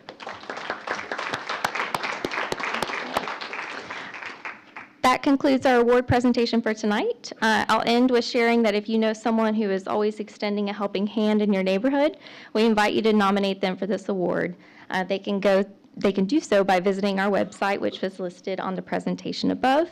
And thank you, Mayor and Council, and congratulations to our recipients. You are what make the Coppell community so special. Thank you. And Katie, a big thank you for all the work that you've done to make this program very successful. So thank you very much. Okay, item 6B is a presentation from Tracy Eubanks and Mike Harris on MetroCrest services. Just me, Mayor. Just you. Just me. I'm Tracy Eubanks, the CEO of MetroCrest Services. Thank you very much, Mayor, Council, Mr. Collins. Thank you very much for the opportunity to present today. Am I hitting a clicker as I go? All right, thank you very much. Thanks for the opportunity to present. Thank you very much for the support that you provided us, and thank you very much for the support you provide all the nonprofits that support Coppell residents. You've been very generous with a lot of organizations, and that really improves the lives of so many, not just MetroCrest Services. I want to talk a little bit about kind of MetroCrest, who we are, some of the challenges that we've seen lately, as well as a funding increase request that you'll be considering as part of your budget process. I'll try to keep up with the slides. So I'd like to remind you first of why we exist. We serve the communities of Coppell, Carrollton, Farmers Branch, Addison, and a portion of the city of Dallas, and our mission is focused on self-sufficiency. While we often start our relationship with a client providing emergency support such as healthy food, rent support to make sure they stay housed, our goal is to provide everyone a path to ultimately thrive. The colorful image on the right there is our MetroCrest Services 2030 strategic plan, which was released in 2023 and is currently in the process of being updated by our board. Its focus is on the interconnectivity of 5 key areas: nutritious food, housing stability, economic stability, healthcare access, and quality senior services, and all leading to self-sufficiency. And later this year, you hear a little bit more about the updated strategic plan and kind of the next big thing that we believe is for MetroCrest services. So a bit about our model. And I will say in a few minutes, I have a slide that talks about the challenges that we're experiencing as well as most nonprofits today, in today's climate. And I've shared this particular slide about challenges a few times the last few weeks, and I've been told it's my Debbie Downer slide. And so I apologize in advance. So I want to talk a little bit about what we do, why we do it, and some of the successes before I get to that particular portion of the presentation. We did serve 24,000 individuals this past year. Many of you have been with us for many, many years. Before the pandemic, we were about 10 or 12,000 individuals. 24,000 individuals last year. We are unfortunately on pace to serve 28,000 people this year. So there's a greater demand for the services that MetroCrest provides. That 28,000 is a 17% increase that we're currently experiencing. And even with the large increase and the headwinds that we're beginning to experience, we're still finding ways to make sure we say yes. One of our core values is start with the yes attitude. We're still able to say yes to clients even though we're seeing the numbers grow at a pretty astonishing rate. We have some amazing people at MetroCrest Services. I have one of the easiest jobs. I feel I get to do this while others have really heavy lifting kind of jobs every day. We believe in providing outstanding customer service to those that walk in our place looking for services. These are our customers. These are our neighbors. We're always looking at improving that. One way we can do that is making sure that when you come in, that you get to see a case manager, social worker as soon as possible. We've cut that time in half just this fiscal year, this calendar year alone. We're also returning calls. We get a lot of calls, hundreds of calls every day. We're returning all those calls where they leave a message where we don't answer the phone within about an hour now. So we make sure we give outstanding service. That's really hard to do when there's so many people coming in with such serious challenges in their life. So 3 buckets in terms of our model. One is basic needs, the other is economic stability, and the third is enhancing quality of life, which I'll talk about each very briefly. So for basic needs, this is our client choice pantry. It's our mobile food pantry. We have a mobile food pantry that's on the road going to apartment complexes, schools, senior centers, for instance. Both the client choice pantry and the mobile food pantry provide healthy vegetables, access to food for seniors, for children in those apartment complexes. And the key for us is making sure that as high a percentage as possible of the food that we distribute is healthy. And over 90% of the food we distribute in our pantry, to a mobile food pantry, is considered healthy food. We provide a lot of rent and utility assistance. As many as 100 families a month, 80 to 100 families a month receive utility assistance or rental assistance from us. We have homeless-specific resources that support our unsheltered neighbors, which we do for Coppell as well. Economic stability for us is all about workforce, financial education. That's one-on-one coaching in the areas of how do we budget, how do we create spending plans, how do we improve our chances of finding that perfect job, kind of rekindle those dreams that people often have when it comes to employment. We have classes now on site at our new facility in areas of financial education. We have job fairs, hiring fairs. We have things like legal assistance. We partner with Legal Aid of Northwest Texas now. We have job fairs and hiring fairs on site. We know that a livable wage can be transformative and can have generational impact on a family. And lastly, enhancing quality of life. We do have a healthcare navigator, that's Stephanie in that picture there. She's been with us about a year now, and her job is to help families navigate the healthcare system, to help fill out benefit forms, et cetera, making sure we have good healthcare partners on site with us, which I'll talk more about in a minute. Help with, again, with benefits are so complex nowadays, Medicare, Medicaid, WIC, et cetera. We want to make sure we help with those things. And then nutrition education is another area of focus for us. Our strategic plan is not just about distributing food, providing nutritious food. We have a teaching kitchen now where we do cooking demonstrations. We have chefs on site and other groups that provide education on how to cook healthy food. We have a teaching garden out back. If you've ever been to our place, drive around back, we have a teaching garden. All the plots are adopted by the community and area schools that happen to be within walking distance of MetroCrest. And lastly, senior services. We do deliver hot meals at lunch. We deliver groceries to seniors twice a month. We provide case management. We do wellness calls regularly, help with mobility options, those types of things. We want to make sure that seniors have the opportunity to age in place and do so as healthy as possible.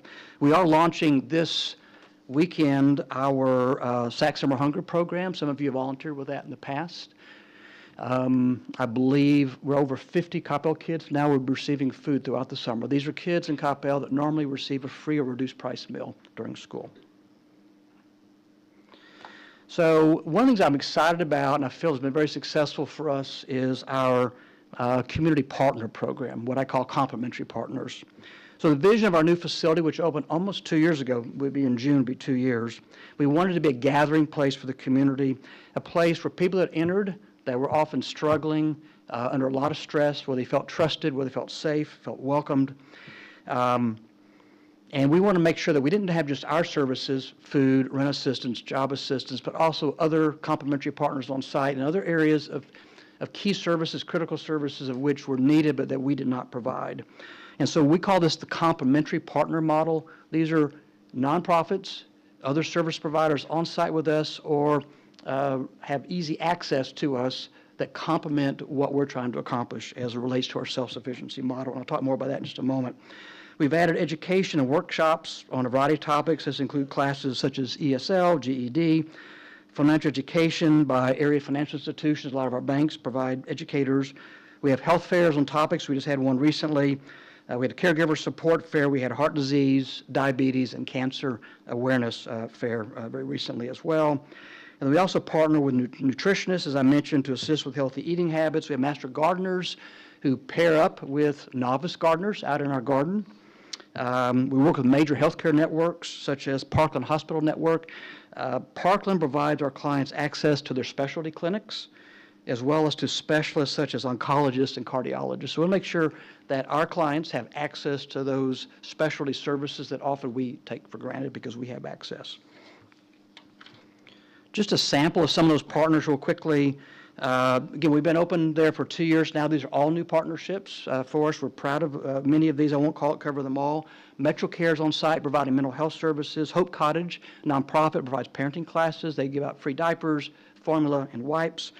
Concilio is a nonprofit that has a program called Healthy Kids, Healthy Families. It's a 6-week course mainly for Spanish-speaking families focused on nutrition education, healthy cooking, fitness education, positive sleep strategies. That's something that I need to go listen in on. Woven Health, whom you fund, also is one of our partners. They do pop-up clinics at our place.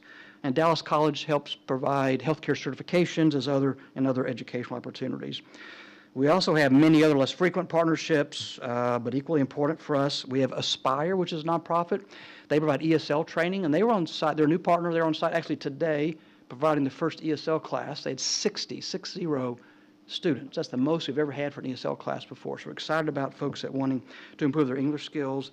The Family Place will be on site soon, we believe, for domestic violence support, Children's Advocacy Center, PD Place, pediatric care, Smile Magic, which is dental care for kids, Collier Center, which is hearing, speech, and language disorders, Parkland Homes Van, which is direct health care delivery to homeless individuals on the streets, which we're excited about that partnerships.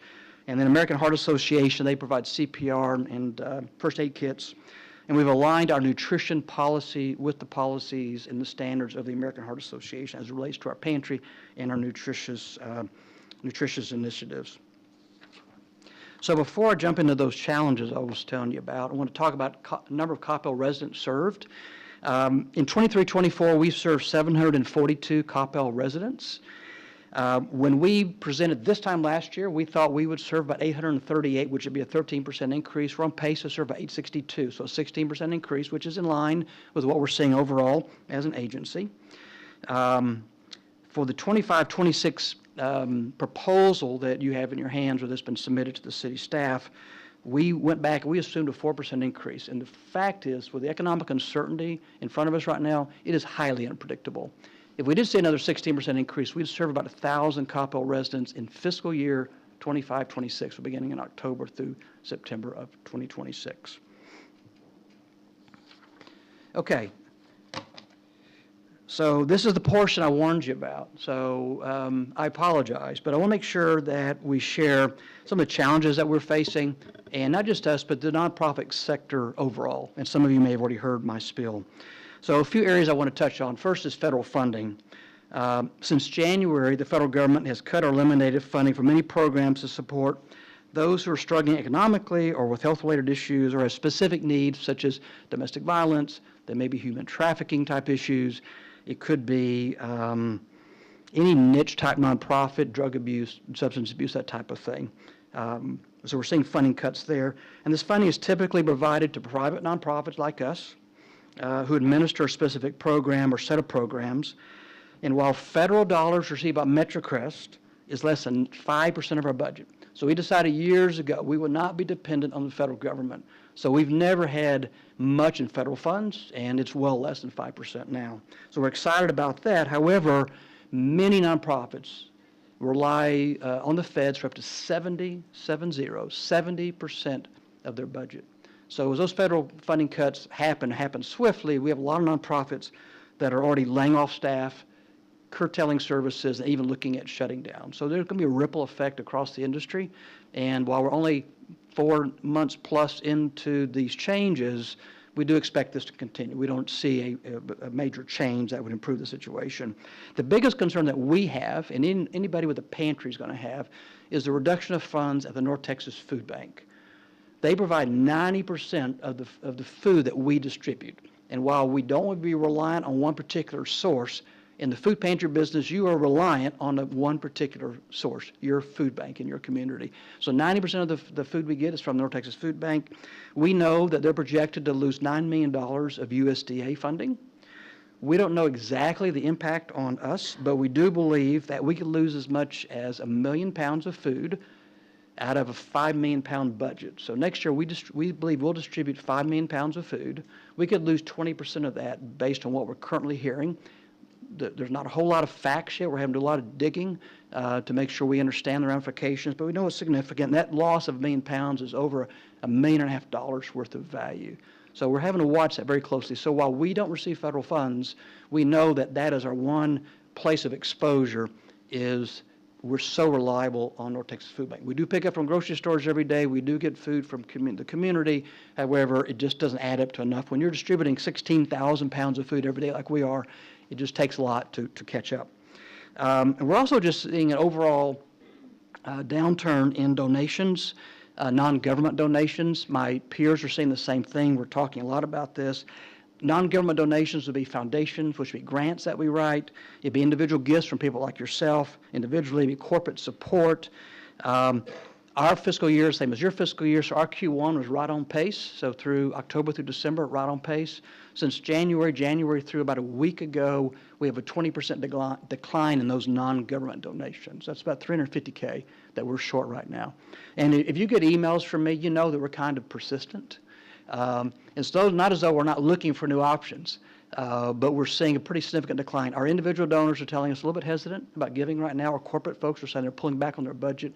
And that's something that we're all experiencing in the nonprofit sector from what I can gather. Certainly our peers in the human services are experiencing it. Had coffee this morning with one, and they are really struggling on how they're going to balance their budget for next year. So just something we're all experiencing. I want to make sure you're aware of that. And one item not on the slide is there's a significant risk of reduction in what's called SNAP or food stamp benefits.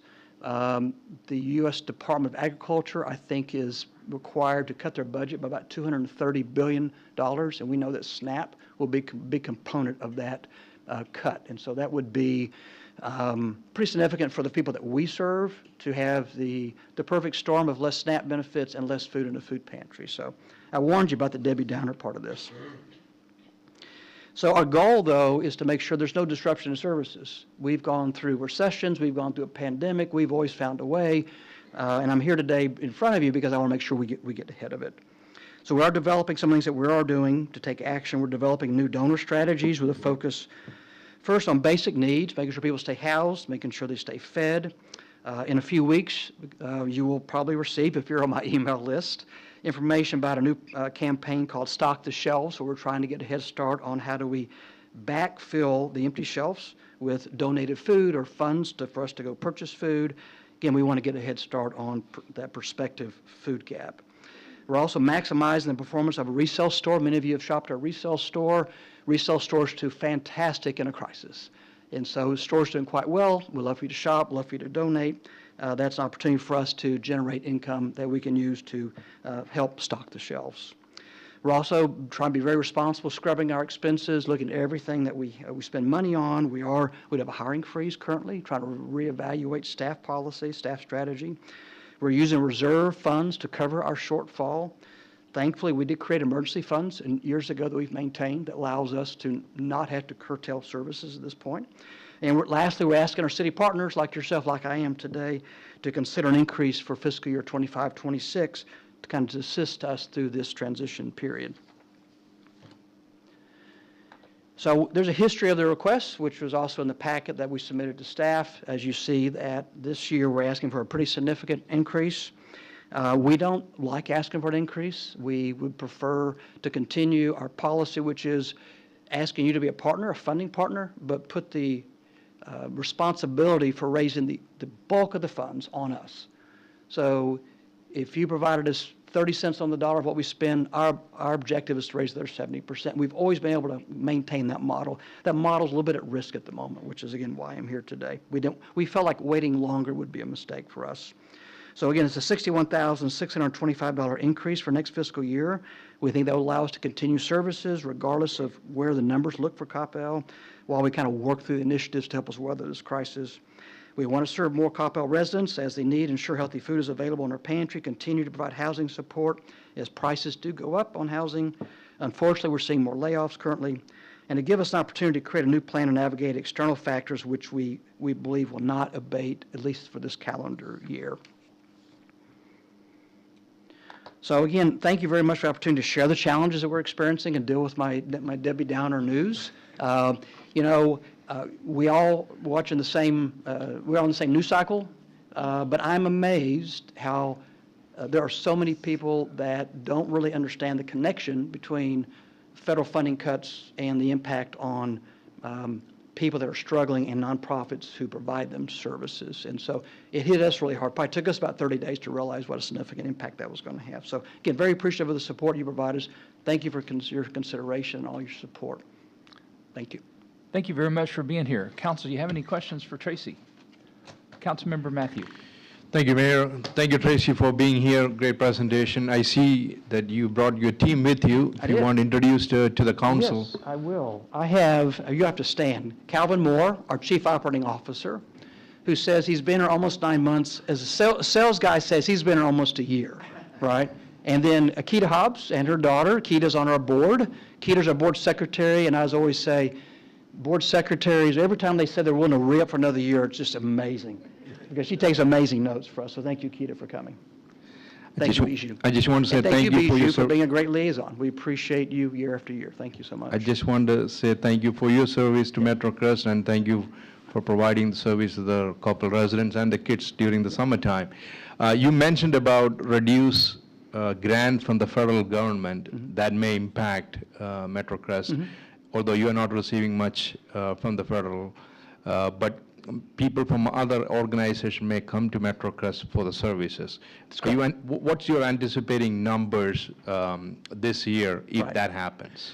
So again, it's a moving target. So again, we are on rolling 12 of serving 28,000 individuals versus 24,000 the previous year. We believe we'll serve over 30,000 if this current pace continues. We haven't served over 30,000 individuals since the height of the pandemic. And so what you're referring to is as other nonprofits begin to hopefully not close, but have layoffs and maybe cut hours possibly, there are going to be pantries. We're one of the largest pantries in the region. So it's unlikely, if there's food available, it's unlikely that we will not receive some of that food. Smaller pantries like pantries in a church, pantries in a school might have to shut down temporarily. Those families will ultimately be coming to us for sure. And I've already been asked by nonprofits if they could office at our place because they're going to possibly lose their fixed space.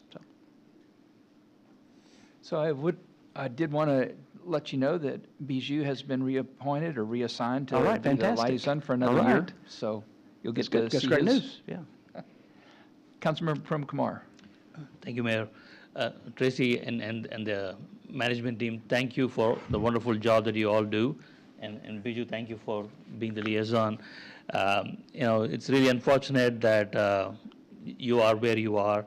And I think the following year is not going to be a stellar year either. I just want to reach out to the Coppell residents that are listening and watching, and to say to them that about 1,000 of our residents and neighbors and friends are being served by MetroCrest. Its approximate cost is about $200 per person. I think that's a low price for the dignity of our neighbors and friends. I hope all of you are supportive in whatever decision we make today. Thank you. Thank you. Mayor Pro Tem. Thank you, Mayor. It may sound like a dog pile, but I sort of want to echo what they're saying. We really appreciate what you do, not only for the city of Coppell, but for the whole MetroCrest area, for all the cities and everything.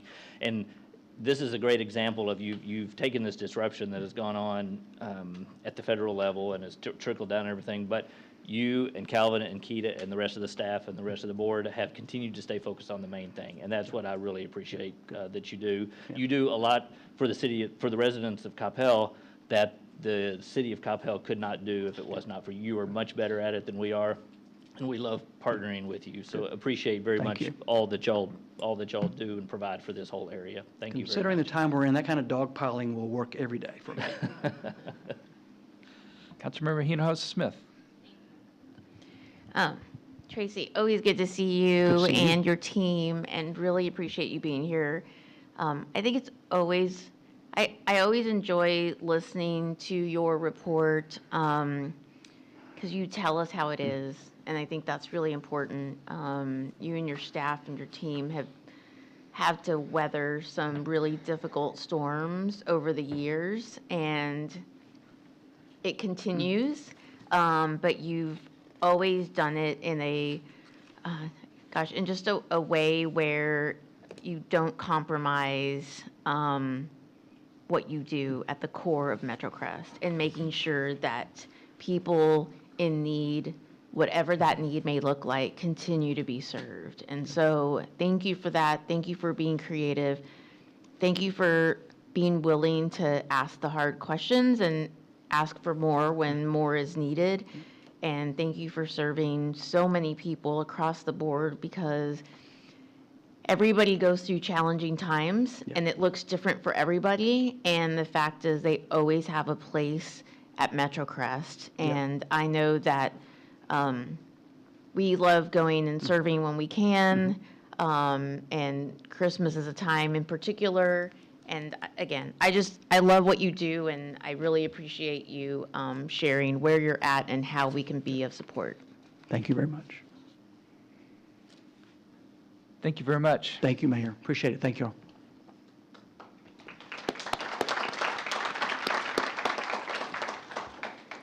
Item number 7 on our agenda is a citizen's appearance, and persons wishing to speak must sign the register and list their address. Presentations by individuals shall be limited to 3 minutes each. Persons signed up to speak will be called in the order that they signed up. No personal attacks shall be made by any speaker against any member of the council, the mayor, individual, group, or corporation. There will be no comments or deliberations from the city council due to the Texas Open Meetings Act. We do have a number of people that have signed up to speak tonight, and the first one on the list is Mr. Dave Schaaf.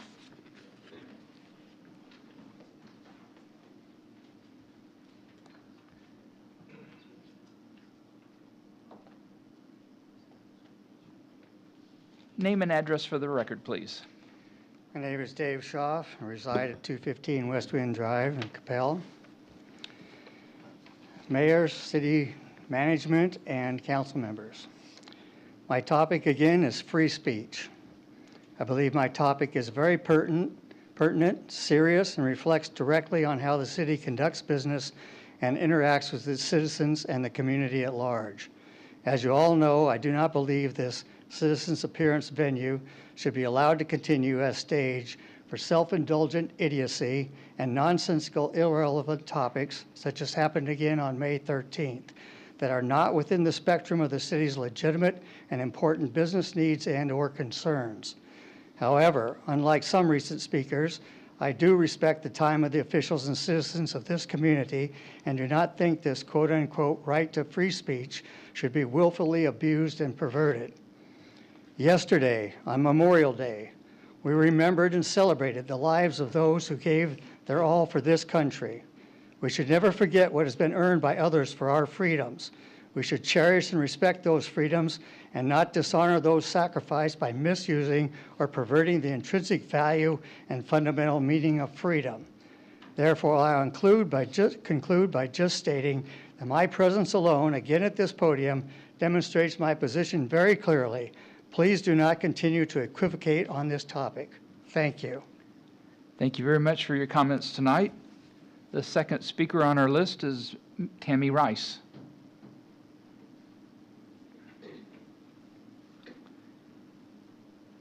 And as you're walking down, name and address for the record, please. Tammy Rice, 233 South Hertz. And I want to talk to you tonight about experience. I know that the city has put a lot of focus on experiences, and I want you to know about an experience I had. So the Senior Center is just a wonderful gym.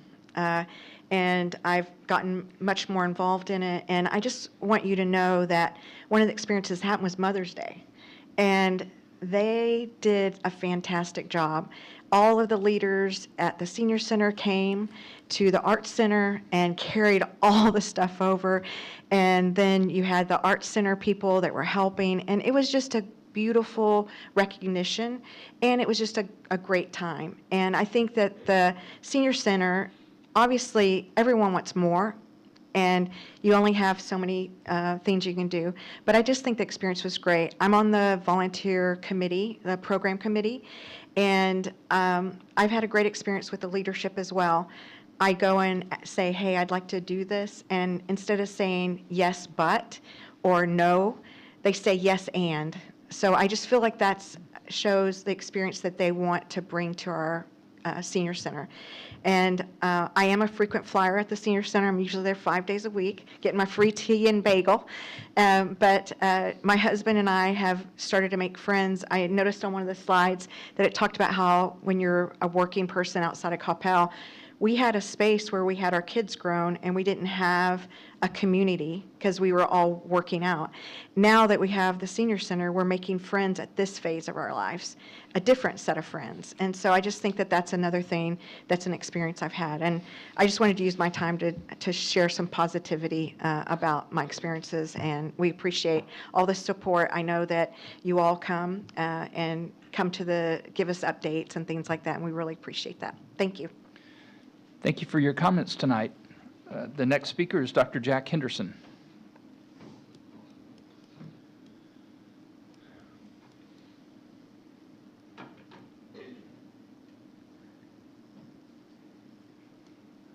And while you're making your way to the podium, name and address for the record, please.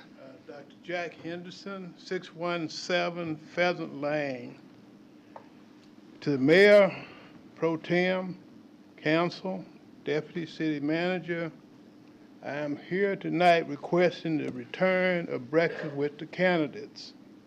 Breakfast with the Candidates was overlooked even though it was scheduled for this local election cycle for 2025, in 2025. Senior citizens who are residents and taxpayers want to hear what candidates have to say. Please ensure, please, that Breakfast with the Candidates returns for the 2026 cycle. Dr. Jack Henderson, 617 Pheasant Lane. Thank you for your comments tonight. The next speaker on the list is Mr. Alex Stein. While you're making your way to the podium, name and address for the record, please. Come on, Mayor. You know who I am. Primetime 99 Alex Stein, Pimp on a Blimp, 7509 Inwood Road. It's always a pleasure to be here. I just want to say thank you, guys. You know, Coppell is a very white city, and I like white people. White people are pretty nice. You know, they are, pretty docile compared to some other people. But what I'm worried about is in this new conservative administration is that we are prioritizing deporting illegal immigrants. And well, the idea of kicking out gangbangers from Venezuela sounds good. The problem is not all the people from Venezuela are gangbangers. Some of them are big booty Latinas. And a big booty Latina is not a threat to my lifestyle here in Coppell. So what I would like, Mayor, I would like it if we could create some sort of legislation in the city that would be a sanctuary city strictly for big booty Latinas. We don't need sanctuary for the men. If you're an overweight Hispanic guy, you can get out of here, go back to your hometown, whatever, really don't need you. But if you're a beautiful lady, I don't know why we need to penalize them, because what are they going to do? You know, be a hot lady? I mean, there's no crime in that. As a matter of fact, I would argue that that would make the landscape in Coppell more beautiful by letting the big booty Latinas stay. So I wrote a little song for you guys that I'm going to sing. So if you guys can just, this is for you guys. There's no big booty Latinas here, though. I'm looking around. There's not one Hispanic lady in this whole place. So this goes out to the Hispanic ladies that are watching right now. I know you guys are out there. So I just want you to know that I'm here to protect you guys. Let's go, Coppell. It's prime time, number 99, and I'm gonna grind. Big booty Latinas always on my mind. If you're a 9, you are really fine. I'm prime time, Alice Frankenstein. Let me say it one more mother freaking time. Big booty Latinas get to stay in Coppell. All the rest belong in jail. If you're an illegal, get the hell out. Big booty Latinas get to stay, no doubt. They are so pretty, they look good in a dress. They clean up your house, they'll do it the best. They clean so great with their small little hands. They come from a place, a faraway land. Venezuela, in the country, they get free.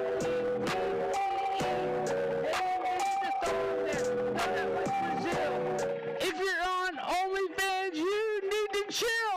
I love Latinas. I love you so much. Big booty Latinas, let them stay in Trump. Don't kick them out, cause I'm gonna shout. Big booty Latinas does love to stay. If you don't agree, you are gay. All right, thank you, Mayor. I'm Primetime 99, Alex Stein, and follow me on Instagram. Thank you very much. Thank you, sir. Our next speaker is Amanda Rodriguez. I'm sorry, I read that wrong. Armando, I'm sorry.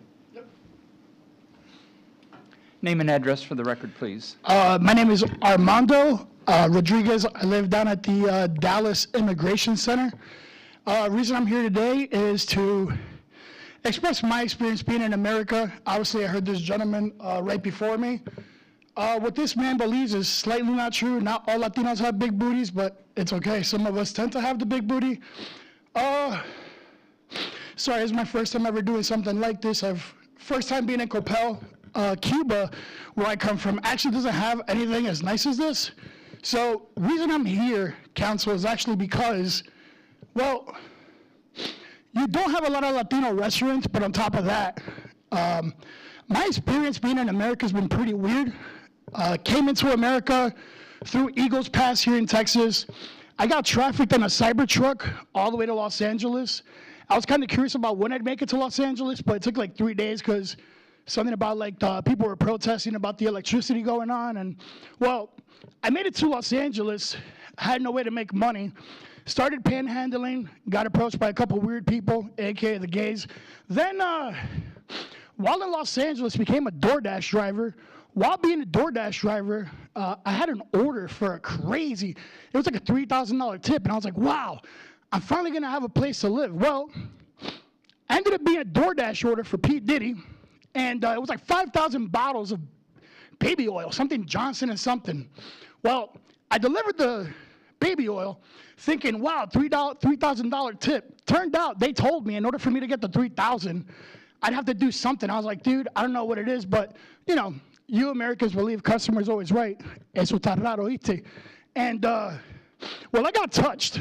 And while I was touched by Pete Diddy, I was kind of nervous, and I couldn't help but notice that they were watching a Kai Cenat stream in the background, and I didn't know who that was. But I kind of became motivated to become a live streamer, and I just wanted to be a part of Kai Cenat Stream University, but I got turned away because I was white. So that kind of scared me. They didn't even give me a chance to tell them that I was Cuban. Well, after that, well, I started brain rot scrolling on Instagram, came across this woman named Jasmine Crockett. I don't know if you guys know who she is. Basically, the reason I'm here is because I believe all you white Americans owe me not only reparations, but also owe me for being in your country and making it better and doing the jobs that you guys don't even want to do because you're too busy watching Instagram. And yeah, I might have good English, but you know, I took a couple Inglés sin Barrera classes. So if I could just say a message, I'd ask Trump, please lower the tariffs. I'm trying to sell fentanyl out here, but it's kind of hard. I have no way to make it. And these tariffs are freaking killing me, dude. So please help me out. Cash App, Mondo Aero. Thank you. Sir. Our next speaker is Mercedes Hall.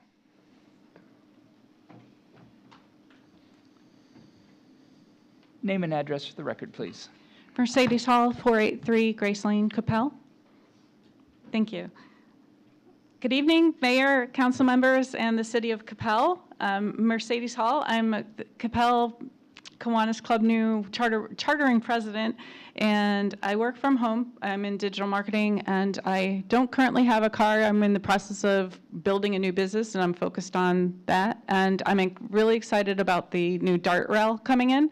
I did attend the working session, and I want to express my enthusiasm for the DART rail. I want to encourage the city and the residents of the city to embrace it and not think of it as, oh gosh, there's going to be outside people coming in. Look at it as the opportunity for even those that do work from home, or I have friends that live in Coppell they have difficulty driving at night because of vision, or they have just the predictability of the timing with DART rails. I did move from other cities that have a very effective rail system, and it provides for a lot of predictability. I did live in Dallas 2003 to 2012. I've just returned 8 months ago, and the traffic explosion is incredible, and it limits being able to get to events for networking, for attending business events, and also friends across this other side of the city that they don't want to, I'd love to see that they'd want to come out to have dinner with me out at, San Daniele or different places here in Coppell, but they don't want to deal with the traffic. To have an effective rail system provides predictability, and I want to just encourage the city, as you're considering the planning, to I don't know what else has been built out, but consider the fact that some of us are digital nomads in essence of being able to work from anywhere, so that they're making sure that there is coverage to protect from the elements, that there is seating, because I'm on Zoom calls all day, and just making it a commuter accessible environment, and the safety and the lighting and the accessibility for people with disabilities. So I just want to thank the city that they're allowing the DART rail is coming through, hopefully sooner than later, because I know sometimes there's delays, but to please consider that, just to really make it world-class working, commuters capability, as well as to enable those in other parts of the city or the Metroplex to enjoy this beautiful city for the great opportunities that there are here. So thank you so much. Thank you for your comments tonight. Item number 8 is our consent agenda. The consent agenda is routine in nature and is generally enacted in a single motion. These items have been previously approved through the budget or past council actions. Any item may be pulled and considered separately. Full descriptions are available on the screen. I do believe that we have one request from Councilmember Walker. Thank you, Mayor Mays. I would ask that item H be pulled from the consent agenda. All right, thank you very much. In that case, we'll be considering consent agenda items A through G. Councilmember Prem Kumar. Mayor, I'd like to make a couple of comments on items B, C, and D. Do you wish to pull those from the agenda? No, sir. Go ahead. So for the benefit of folks listening in, item number B is the ramp the right turning ramp from Highway 121 into East Lake. I spoke with the HOA of both East Lake and West Haven. Both of them are supportive of this. The West Haven folks felt they also needed a turning lane, but right now they're happy with East Lake getting it. On item C, the total cost was actually approved by the City Council earlier on, and this is one of the costs of making sure that our sewers are functional and we do the preventive maintenance in time. And that's pretty much all I had, Mayor. Thank you. All right. Thank you. Councilmember Nevels? Thank you, Mayor. I move to approve consent agenda items A through G. Thank you. Councilmember Walker seconding. All in favor? Walker, Hinojosa, Smith, Carol Nevels, Prem Kumar, Matthew Hill, none opposed, motion carries. All right, I'd like to ask Vanessa to come forward, and we're going to consider item H, or Sherry or whoever's available. Consider approval of a resolution amending resolution number 0.10996.3, amending the master fee schedule for the Rolling Oaks Memorial Cemetery fee details, donation receptacles, and the village collective fees, and authorizing the mayor to sign. You guys want to give us a real short critique on this one? Sure. So 2 of these items have, or I guess all the items have already been brought forth to council. The receptacle bins being a resolution that was brought to council, so that's just truing up the master fee schedule to the resolution. Same with the village concept, or the village collective. It was brought to council, and the resolution is just truing up what council's actions are. And same with the cemetery as well. And for questions on the cemetery, we have Ms. Sherry Belmont, the Assistant Director of Community Experiences, to answer any of y'all's questions. Councilmember Walker, did you have a motion you wanted to make? Yes, Mayor. Or I'm sorry, go ahead. Okay. This time, I would move that we approve item H as written with one change, that being that we would increase the non-resident fee for a single plot to $10,000 from what is currently written in the ordinance as proposed for Rolling Oaks Memorial Center. Thank you very much. Do I have a second? Seconded by Mayor Pro Tem Carroll. That's getting hard to say. We have a motion and a second. Is there any discussion or questions? Seeing none, all in favor? Walker, Hinojosa, Smith, Carol Nevels, Prem Kumar, Matthew Hill, none opposed, motion carries. Thank you very much. All right, moving on. Item number 9 is a public hearing, so I will open the public hearing and consider approval of resolution granting a variance of 20 feet to the Silk Road Indian Cuisine and Bar from the 300-foot prohibited requirement for the sale of alcoholic beverages for on-premise consumption, with the business address being 160 West Sandy Lake Road, Suite 100, and authorizing the mayor to sign. Mr. Steer. Mayor, council, good evening. The item before you tonight is a public hearing to request a 20-foot distance variance for the Silk Road Indian Cuisine and Bar for on-premise consumption of mixed beverages with a food and beverage certificate. Section 616.3 of the city's Code of Ordinances prohibits the sale of alcohol within 300 feet of a church, public school, or private school. The new restaurant will be located at 160 West Sandy Lake Road, Suite 100. Coppell Montessori Academy, located at 136 Fitness Court, is located 280 feet away from the location, thus the need for a distance variance. The red 300-foot buffer distance is measured from the blue parcel boundaries that house the restaurant. The Coppell Montessori parcel is also outlined in blue. Public hearing notices were placed in the Irving Rambler newspaper on May 17, 2025 and May 24, 2025. As of today, the city secretary office has not received any feedback. While the Silk Road is a new tenant, a variance was granted for the previous tenant, JC's Burger Bar, and also for Hemingway Brunch, San Danielle, and Anemia is located in the same shopping center. This tenant will have the same hours of operation as JC Burger Bar, which were 11 a.m. to 9 p.m. Sunday through Thursday, and 11 a.m. to 10 p.m. on Friday and Saturday. The request before you tonight is one step in a process that the ownership must complete to receive their TABC license to sell mixed beverages. Section 616.4 of the Code of Ordinances gives council discretion to allow for the variance as presented. And that concludes my presentation, and I'll be happy to answer any questions. All right, thank you. Mayor Pro Tem Carroll. Thank you, Mayor. I'm in favor of to move forward with this, but I did have one clarification. So what's the restriction? 300 feet from the Montessori? Because I also saw something about 1,000 feet from the high school. Is that a separate? That's a separate, yeah. So that one we're also mail. approving that one also, correct? No, that's not on your agenda. Oh, okay. It's a different requirement.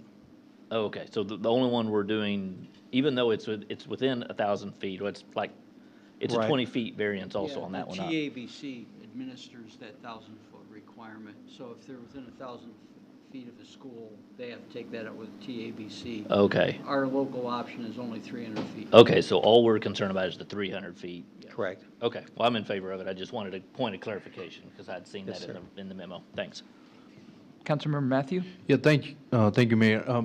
Point of clarification, operating hours are the same or is it different from the previous tenant? Those are the same, but that's not part of this request, but it was just more for information. I see, thank you.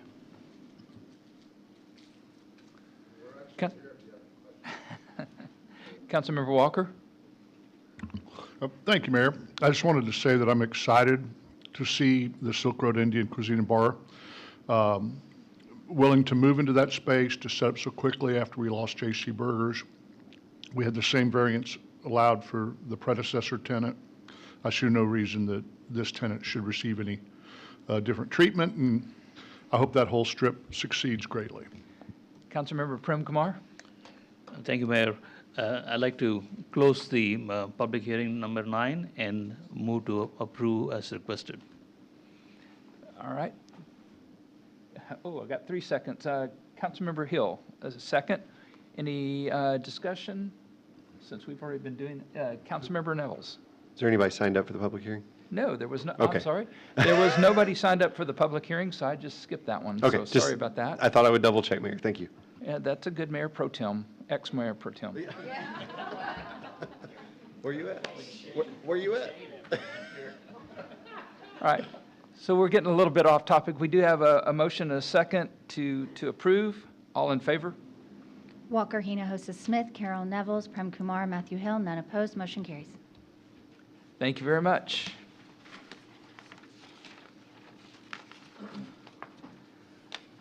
Item number 10 is the city manager reports with project updates, future agendas, and direction from work session.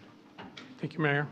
Magnolia Park Trail, the contractor is continuing to install the upper gabion basket and the gabion basket mattress between the upper and lower gabions. Fire station number 5, the contractor is installing the interior finishes, appliances, and technology. Service Center project, contractor has poured the slab and the framework for the storm shelter is in place. TxDOT project at Beltline, this is the bridge over IH 635. The TxDOT's contractor is currently working on the sidewalks across the bridge with the outside lanes to be remaining closed. This work is expected to continue for another 4 to 6 weeks. It is on schedule and is expected to be completed in August. Veterans Plaza, the contractor has now installed erosion control, has set up construction fencing, worked on tree removal, and began stripping the grass from the work areas. Electrical and irrigation installations will begin this week. That concludes my report. All right, thank you very much. Item number 11 is mayor and council reports on recent and upcoming events. DART is continuing to work on their punch list at all the railroad crossings. We had a very good discussion on the DART progress, and if I'm remembering correctly, they are expecting to be in revenue generation at the end of this year or at the very beginning of next year. Just a note, Senate Bill 1277, which was reauthorizing Coppell's road maintenance tax to a 10-year basis, was defended and promoted very handily by Mayor Pro Tem Don Carroll and Assistant City Manager Kent Collins down in Austin. Thank you very much. And for the first time in 5 legislative sessions, we made it out of the House Ways and Means Committee, made it to Calendars Committee, made it out of Calendars, and died on the House floor due to lack of time. So we will be back next year with that one. But thank you very much, guys, for doing that. The Mayor Pro Tem had a very busy first week in office, so it was well-deserved. On Sunday, we had the Corps' 25th anniversary celebration and had a very, I didn't count everybody that was there, but there was a large contingent of folks that were there. I'd like to thank the members of the council that were there, Councilmember Prem Kumar, Councilmember Nevels, and Councilmember Hinojosa Smith, and had a very nice history lesson from former Mayor Candy Sheehan. So it was a very nice kind of history on how the Corps came to be. And former Councilmember Greg Garcia was there as well. So he was part of the council that originally voted to approve the Corps, which was then known as the Coppell Recreation and Aquatic Center. So let's see, on tomorrow, we have Dr. Hunt's retirement at the CHS Library at 4:30. We will be presenting a proclamation to Dr. Hunt at that time. And as far as I know, the council is invited and public is welcome to attend. And for those of you that may have missed it, we do have a new member at the dais this evening.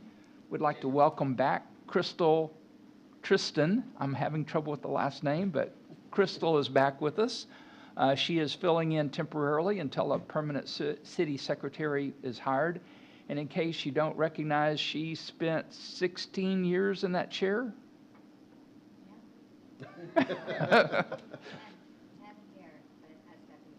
Okay, well, and as she was getting ready for the meeting tonight, she made the comment, "This is really complicated." So Crystal, thank you very much. Thank you very much. It's nice to have you back with us.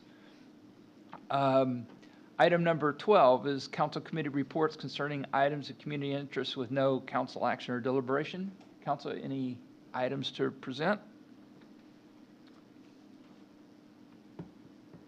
Seeing none there, item next is a report on the Dallas Regional Mobility Coalition with Mayor Pro Tem Don Carroll. Thank you very much. I do not have an extensive report out tonight because the legislative session has been ongoing and things change very quickly at this point.